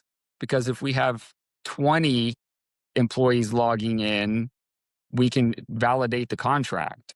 Mm. But if we only have 2 employees logging in, even though they're doing good work, the contract won't stand, right? So this company hired me, and my interview was wrapped around passion, right? Passion for the job. And then I get to this actual environment where they got to justify contracts with employees. Because the truth is, these people I was working with were not competent enough to understand or integrate the system that they had. It was brand new and they didn't like it. They liked the old way. This worked for me. Um, and so they weren't logging in. That was the biggest thing. They weren't logging in to use this amazing suite that ICE had just bought them. And so the fight was to maintain the contract and get them to log in rather than teach good users how to get the job done. And I Mm. hated that. It Yeah. lasted a year, and that anguish, the separation now from the military is now allowing room to breathe and emotions to come up, all the stuff that doesn't get processed early on, and now I'm starting to experience what that transition is like for me. I was very angry and volatile and needing to find a new way.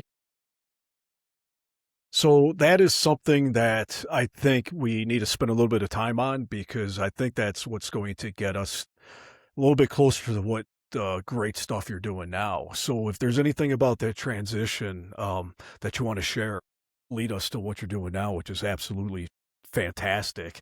I mean, if there's one or two of those issues that maybe we could talk about if you're willing to maybe other Yeah. people will hear it and be able to identify with it and be like, yep, that's me, or not 100% me, but I get it because I got some of it. So is that, you know, let's talk, man. Tell us. Yeah, man.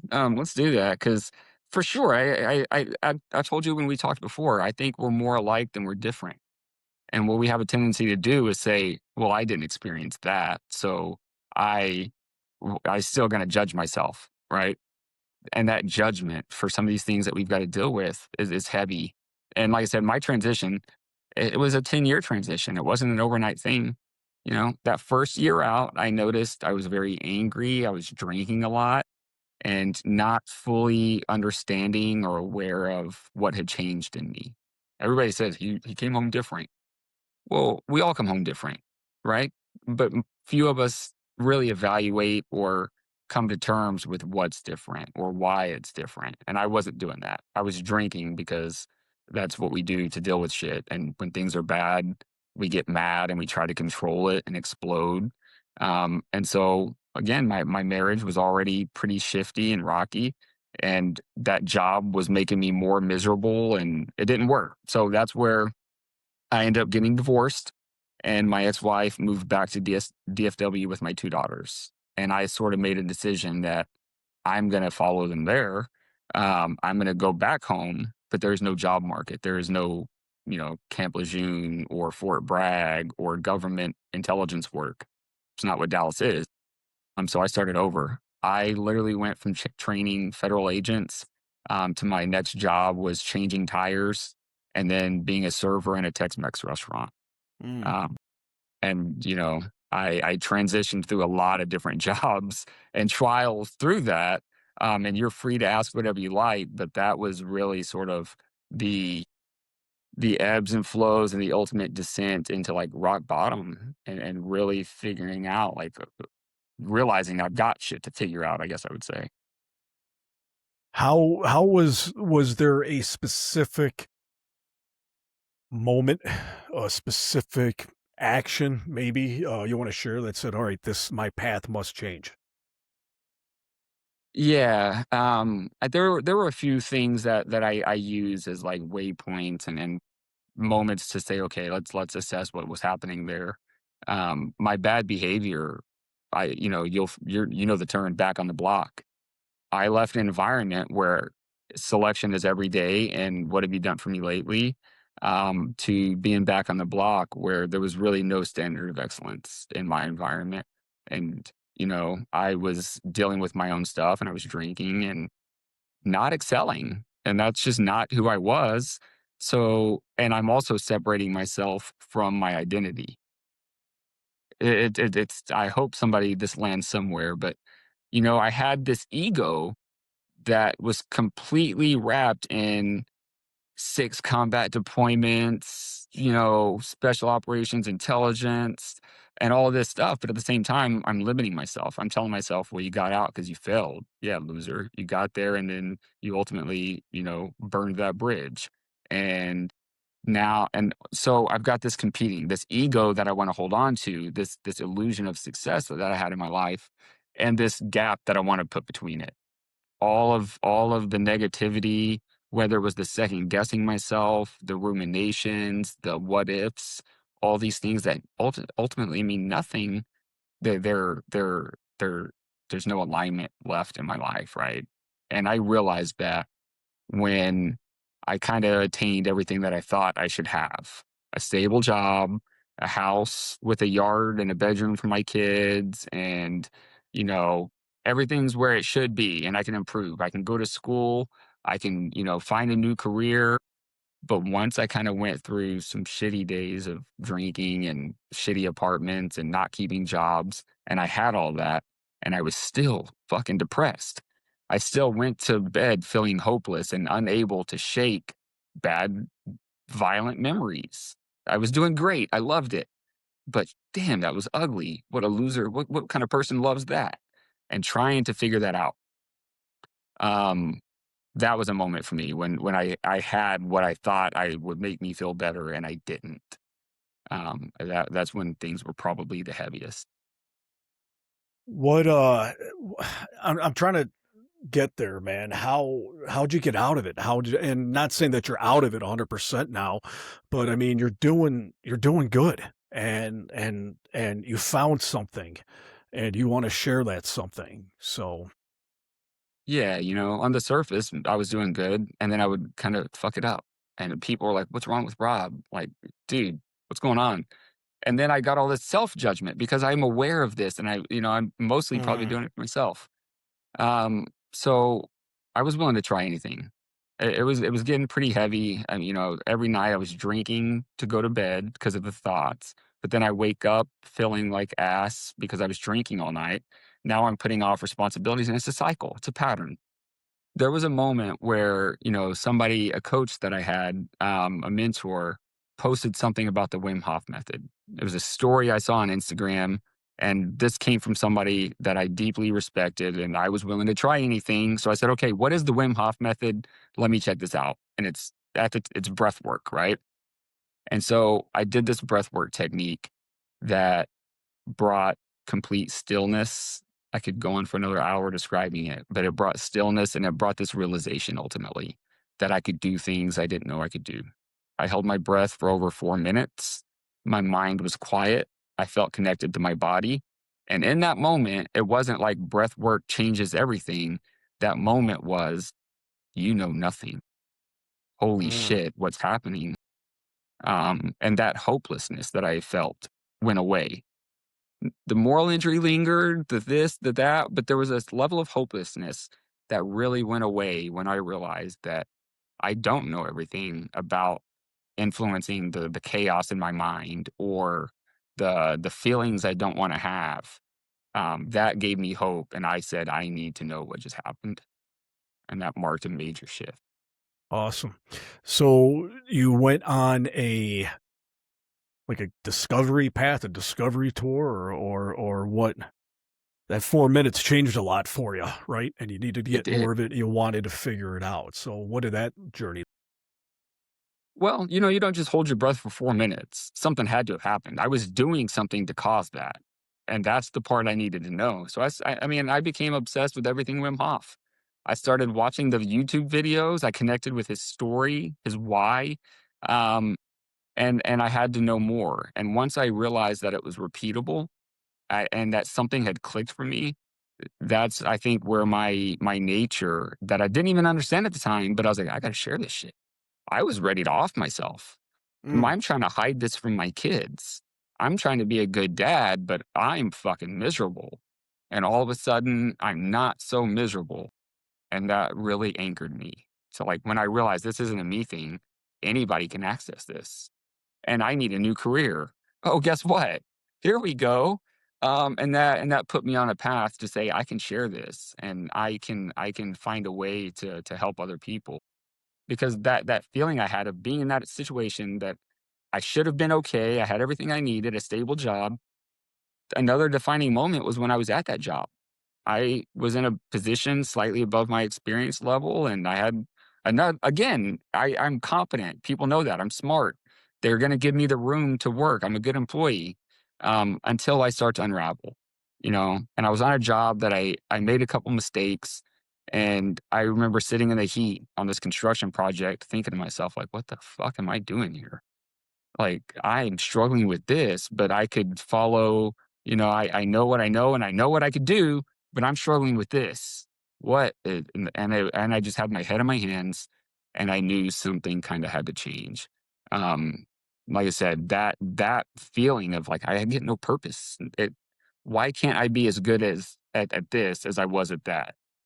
That loops me back, man. That takes me back to like negative self destruction of like, why were you so good at that violent work?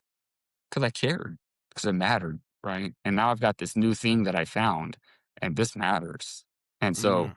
not only did it help me find my own peace and presence, it gave me something to share and something to build with. And that, open up the next chapter. Um, I didn't know how to do it, but go ahead. Yeah, it Sorry. was so it's well, that's cool. You didn't know how to do it, right? But Yeah. I think that's kind of fascinating in a sense that you didn't know how to do it and you had this new thing and you wanted to take it someplace and you had this new purpose, you had this new calling and you said, I want to share this, right? So how'd you put that all together, man, and land, let me tease it a little bit, but to make yourself available for corporate events and for other veterans and for law enforcement groups and other people. I mean, so let's talk about that area there. You find this, you're all in it, and you want to share it. Yeah, but I don't know how, right? I still, despite this, I had massive insecurities. So again, we talked about my military experience, but in my mind at the time, I had so many failures and so many insecurities about what I did or what I didn't do or what people thought of me. I know for sure there are people out there that don't like me and may talk bad about me. Um, and I cared more than I ever should have about that. And like I said, when you start wrapping trauma around shame, it's a Mm. bad place to be. So that's what I did for all those years. And I don't think I've ever said it that way, but I was really wrapping trauma around a lot of shame. And even though I just found this magic pill, I needed to find confidence and belief in myself to find a way to create a platform to share it. And I get really excited because this is where I find our mutual connection. Justin Cook, a great friend of mine who linked us up. He and I actually met in a coaching group called the Defy Tribe, and that's the same person that, and you don't know this yet, but the same person that shared that Wim Hof post that I took and said, "Okay, let me try this. Oh my god, I love it." I actually went to boot camp with that person. Oh, really? We Cool. were in the pulley program together. We played probably at one point, we played against each other in high school football. He was in Duncanville, Texas. I was in Cedar Hill. We went to boot camp together. He was the guide, but I had the platoon high PFT, right? He goes to Fallujah and has his own story to tell about all of that. And he ultimately ends up in Marsaw. And that's one of the things that guided me is like, I know this guy. I went to boot camp with this guy, and now he's excelling at the best. And so, again, I'm following this avatar of a person who I think I can do that too. He gets out, starts a coaching group, builds a brand, and I'm like, "Fuck, man, how do I teach my own brand? How do I find this?" So I joined this group, um, met Justin, met a lot of great people, and that really taught me the value in finding a community. That was one of the reasons I was able to do the things I did, is because it wasn't what I was doing, it was the people I was doing it with. It was the shared common goal, and it was that Marine Corps drive for excellence. I may not be doing what Chesty Puller did, but I'm gonna do what I do as well as he did what he did, right? Um, and so that was the drive, and now I've got that, and now I need to put it together. So I joined a coaching group, and I try to figure out how to build a brand, and what I really figured out was, like, you know I don't even know where to start. I don't even know where to start, but it ultimately gave me what I needed to start what I'm doing, to explore what I've discovered and create my own brand. Not just jump in and be a Wim Hof method instructor, but my coach really encouraged me to build my own brand, to know what I know, trust what I've learned, and go do the thing. Go share this message. Go help people. And again, linking with people like Justin and other people I still keep in touch with to this day. That was over 2 years ago. That network has really extended and opened me up, to create this platform. Beautiful. Beautiful. And, and correct me if I'm wrong or not, but I think you might have more freedom to do what you want in the way that you want because you have your own experiences from the time you joined the Marine Corps in 2003 to the time, you started to wanting to do your own thing. You have all those experiences in there. And if you simply became another brand's coach, you probably won't be able to utilize all of that because they have this curriculum here and this is what you shall do, right? But now you have your own sense of purpose. You have your own desire to get your own thing going where you're able to use what you've learned, with the breathing, but then you're also able to back it up and then utilize all the experiences you have for yourself that go all the way back to 2003. Oh my God. Yeah, man. Yeah, and that's where that coach came in. That's where having that group comes in, where I'm like, "Oh, instructor certs and credibility," and he's like, "Bro, like, you've got 20 years of life." Like, and again, you're not telling people that breath work is the answer to all your problems. You're telling people that they don't know everything, and that if they're feeling hopeless, keep going. You're gonna find something. For me, it was like, "Oh my god, I have access." And I started learning more. So now what I know goes beyond one technique. Now like I said, I needed to know what happened. And I'm not going to get into my nerd stuff about CO2 tolerance and how functional breathing works.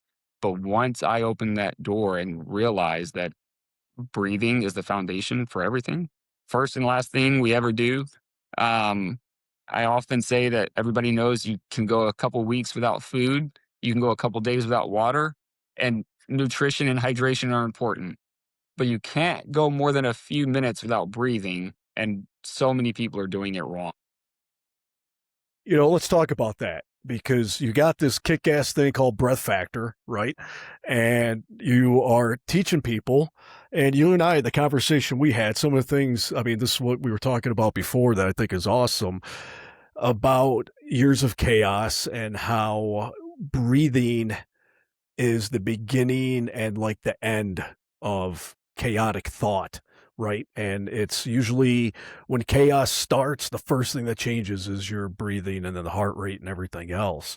So when you realized all this is going on and you're like, wait a minute, we can control this better. Let me show you how. Um, I think that's the sense of what you really want to share. Am I right with that, or am I off a little bit? Yeah, no, I would say that's my message, right? Ultimately, I tell these stories, we share these experiences, but what does it even mean, right? What does it all mean, Basil? Um, well, it means that we can go through hard things, and if you keep going, you might find a solution.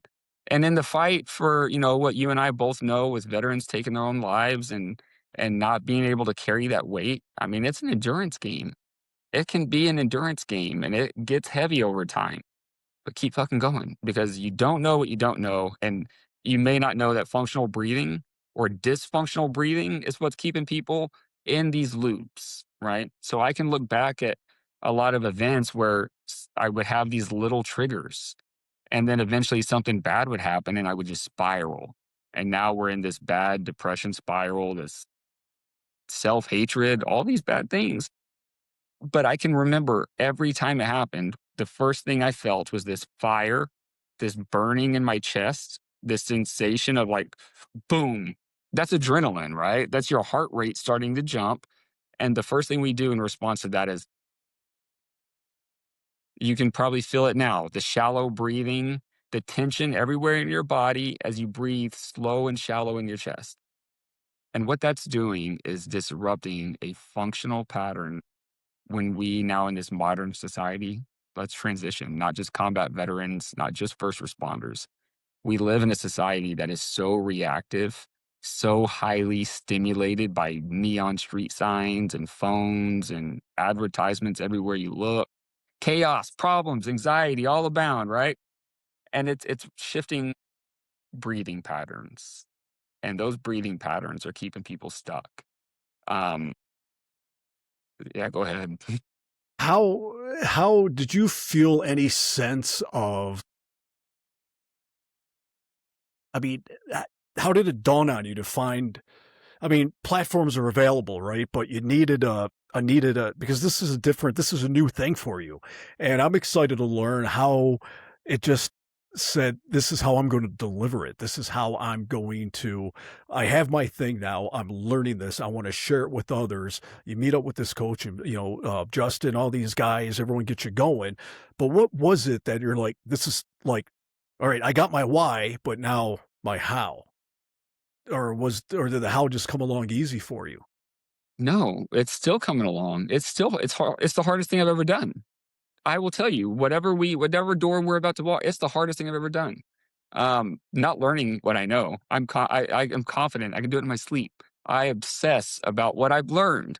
What the challenge has been is not spitting out the science. It's being able to come to terms and accept that I can tell you how to lead from within. That's the motto for Breath Factor, lead from within. What does that mean? My process has been knowing what I can do, but being able to fully own it and say that same ownership I talked about. This is what I've accomplished.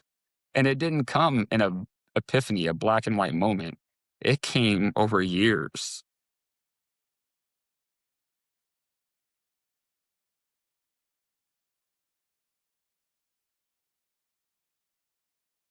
Long time, man. Long time. Of paying attention to the little things, paying attention to the little things and having the tenacity to not quit, you know. That's Um, what it, I spent hours in my sauna because for me, there was a process that I went through that I mean, it's difficult to really paraphrase, but it took a long time. I discovered the Wim Hof method around 2020. I joined the Defy Tribe in 2022, and it took years of Cody Alford hitting me over the head and telling me to just take the jump, bet on yourself, put the take the risk, parachute get after together, it. jump out of the plane and put your parachute together on the way down. Fuck the safety net, right? All these things. And it's been hell.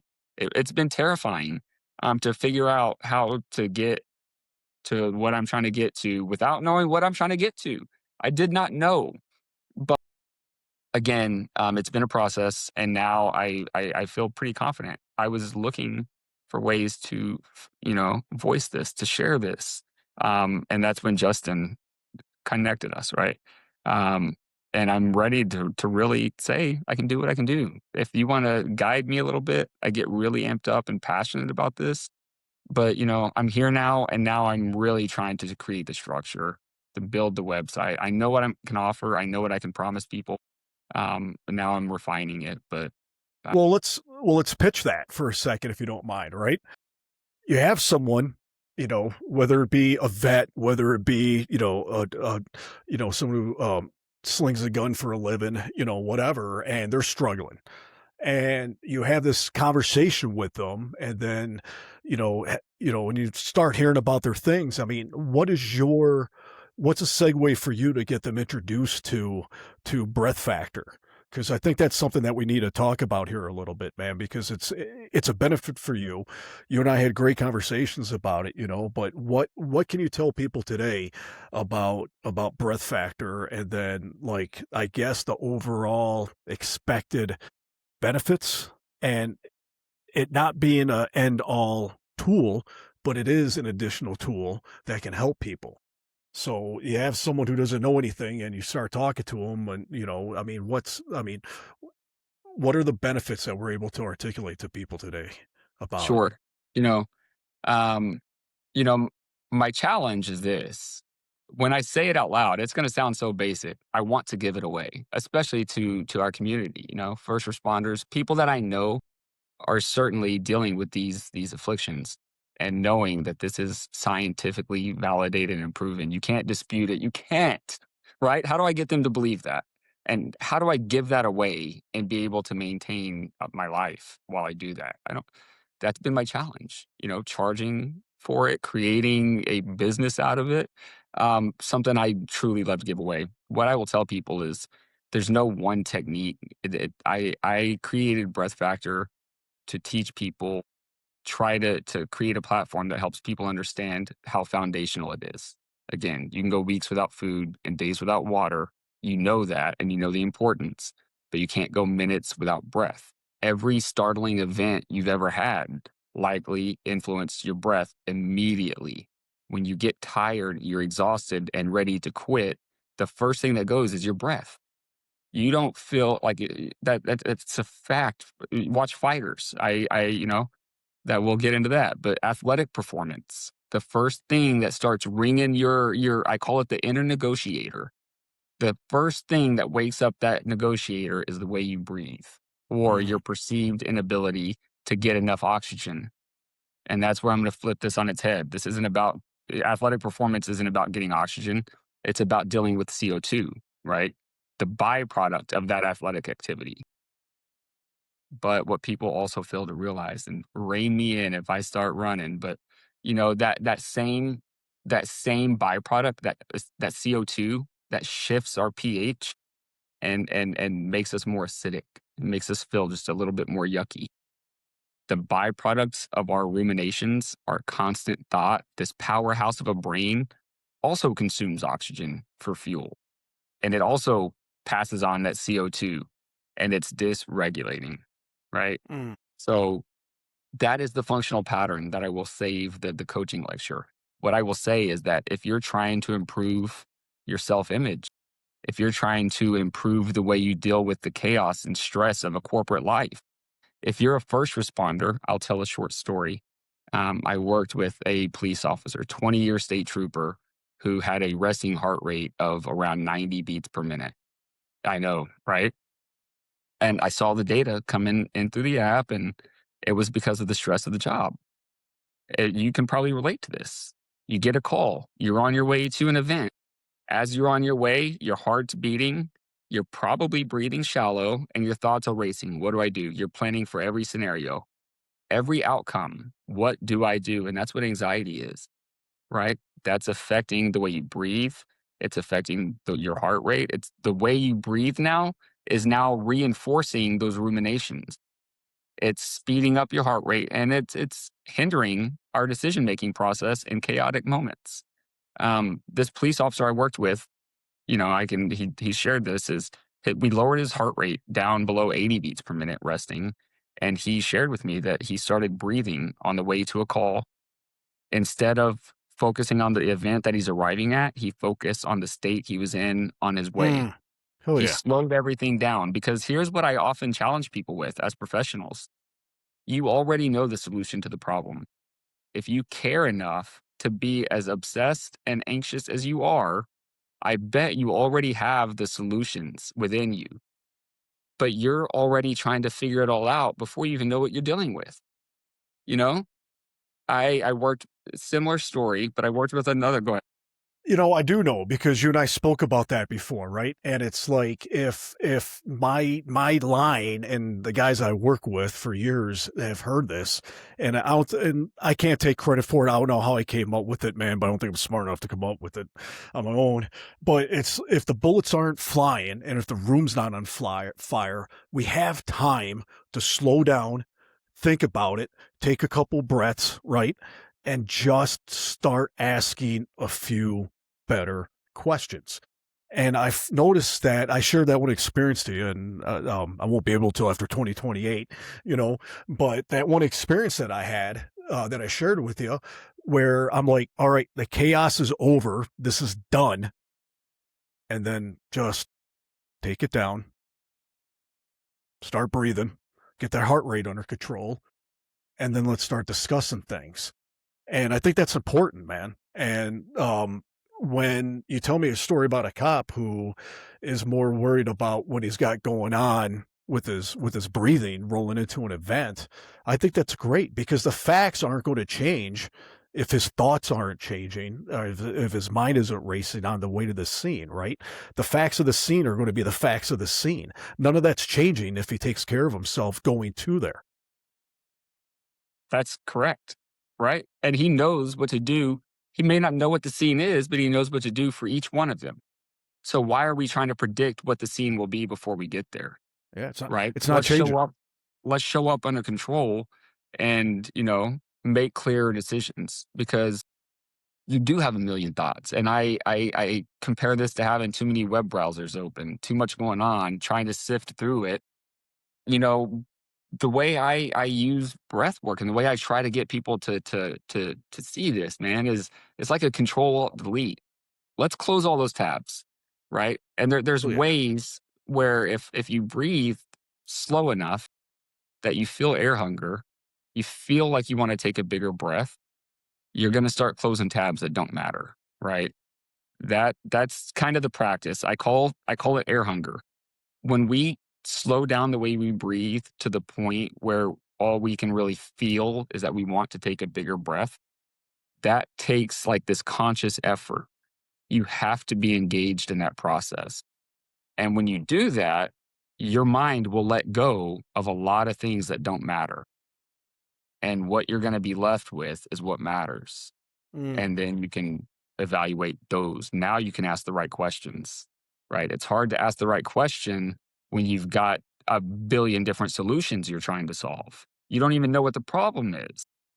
But if you, I don't want to say stop breathing, but like if you employ these techniques that I use, you can close those tabs to find the right question. And you asked earlier, like, how did breath factor come to be? This has been a process. I sit in a sauna, I create physical discomfort, I starve myself of air, and I'm left with what matters. And then I attack that. Awesome. Um, if I'm suffering in 140-degree heat and all I want to do is breathe, I cannot think about how pissed off I am about that traffic incident. I'm ruminating. It made me mad. I don't like to be mad. Now you ruined my day. That goes away fast when all you want to do is breathe, right?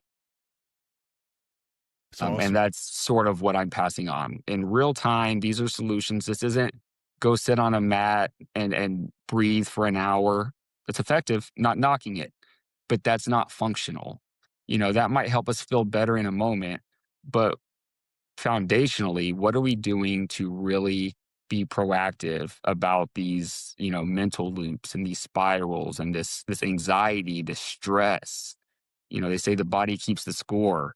All that Mm. stress that we build up, if it doesn't get let out, where does it go?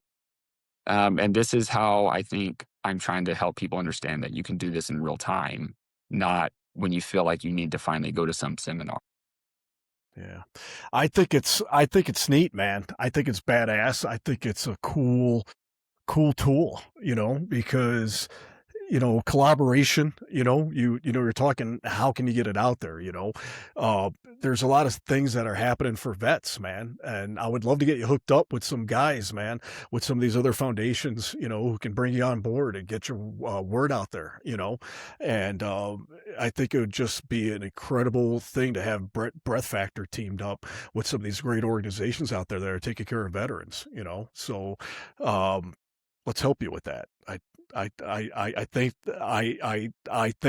I think what you're doing, I think your passion for it, and just the simple fact that you want to share this, I mean, it's a tool, man. It's a fucking tool that will take care of veterans, that will help them along with their journey of recovery.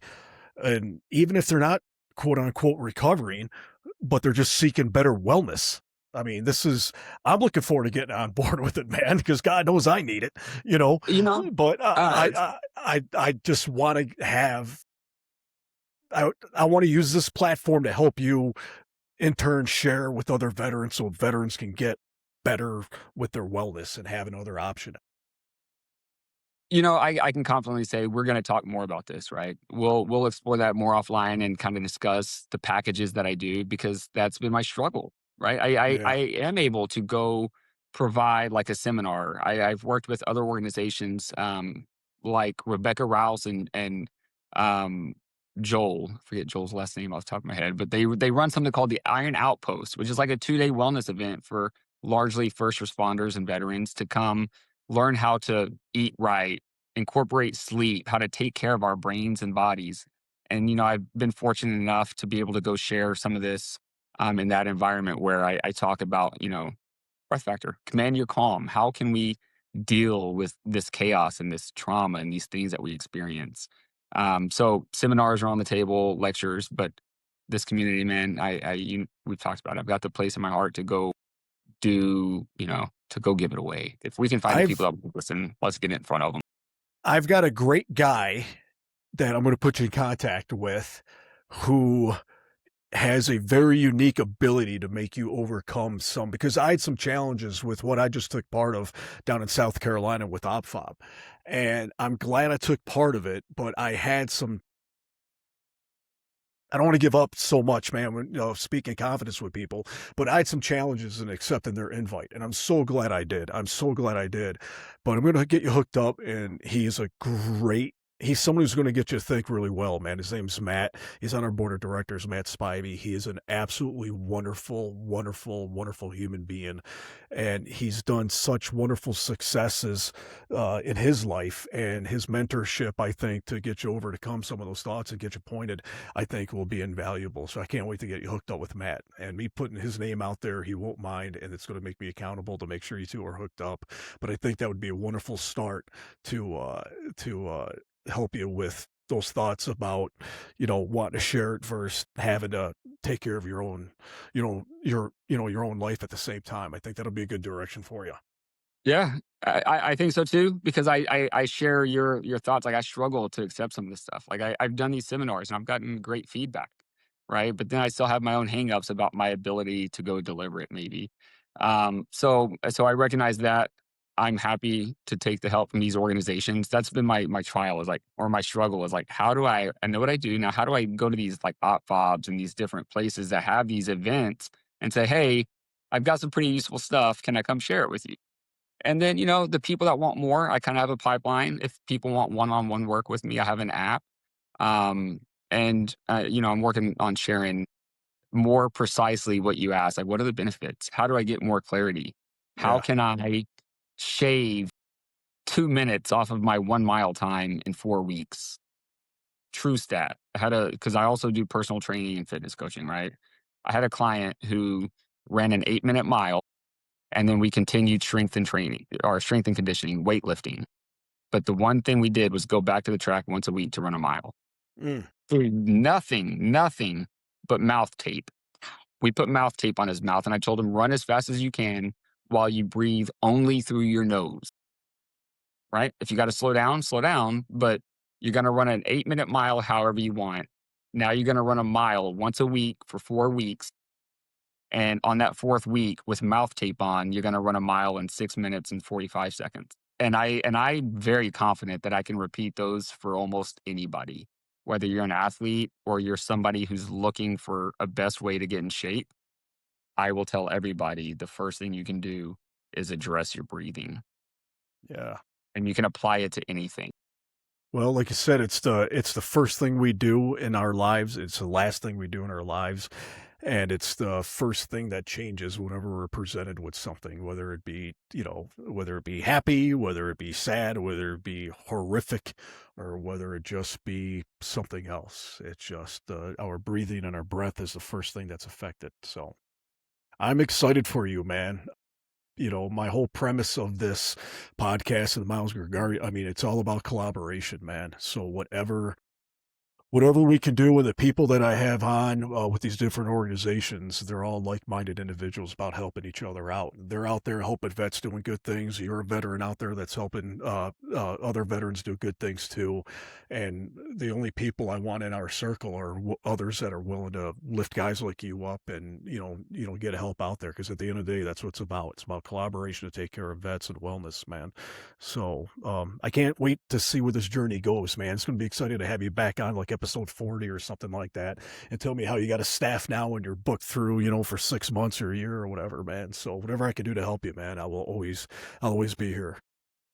Yeah, man. Well, I appreciate it. I'm grateful for this connection. I can't wait to reach out to Justin and thank him. Um, Yeah. you know, Hopefully, maybe we'll do another show sometime and we can talk about some of the details of how to apply this stuff.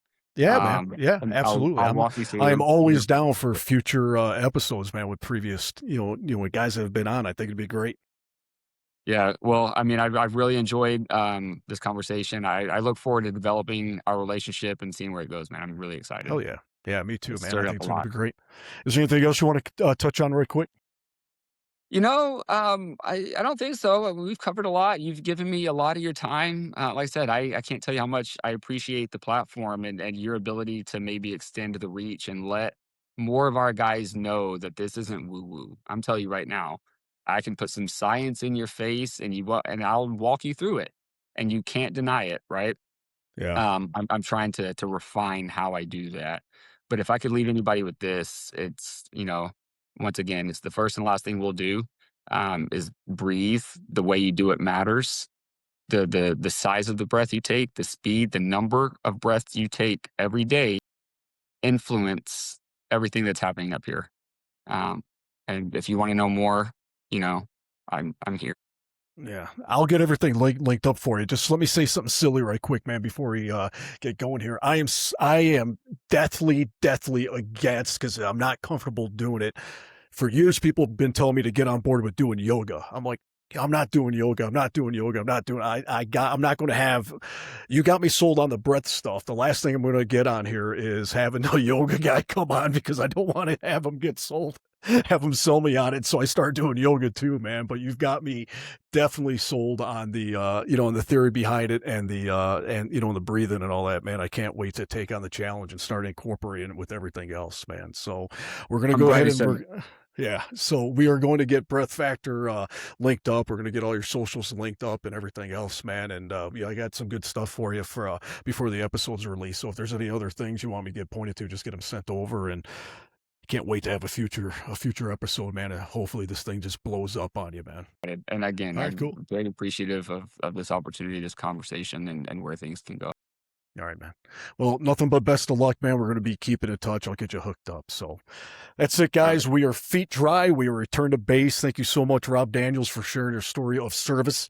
It's important, all those deployments and everything else that you did, and your trials and your struggles, and how you have found a wonderful thing with Breath Factor. So thanks again for being here. Yeah, man. Thanks for having me.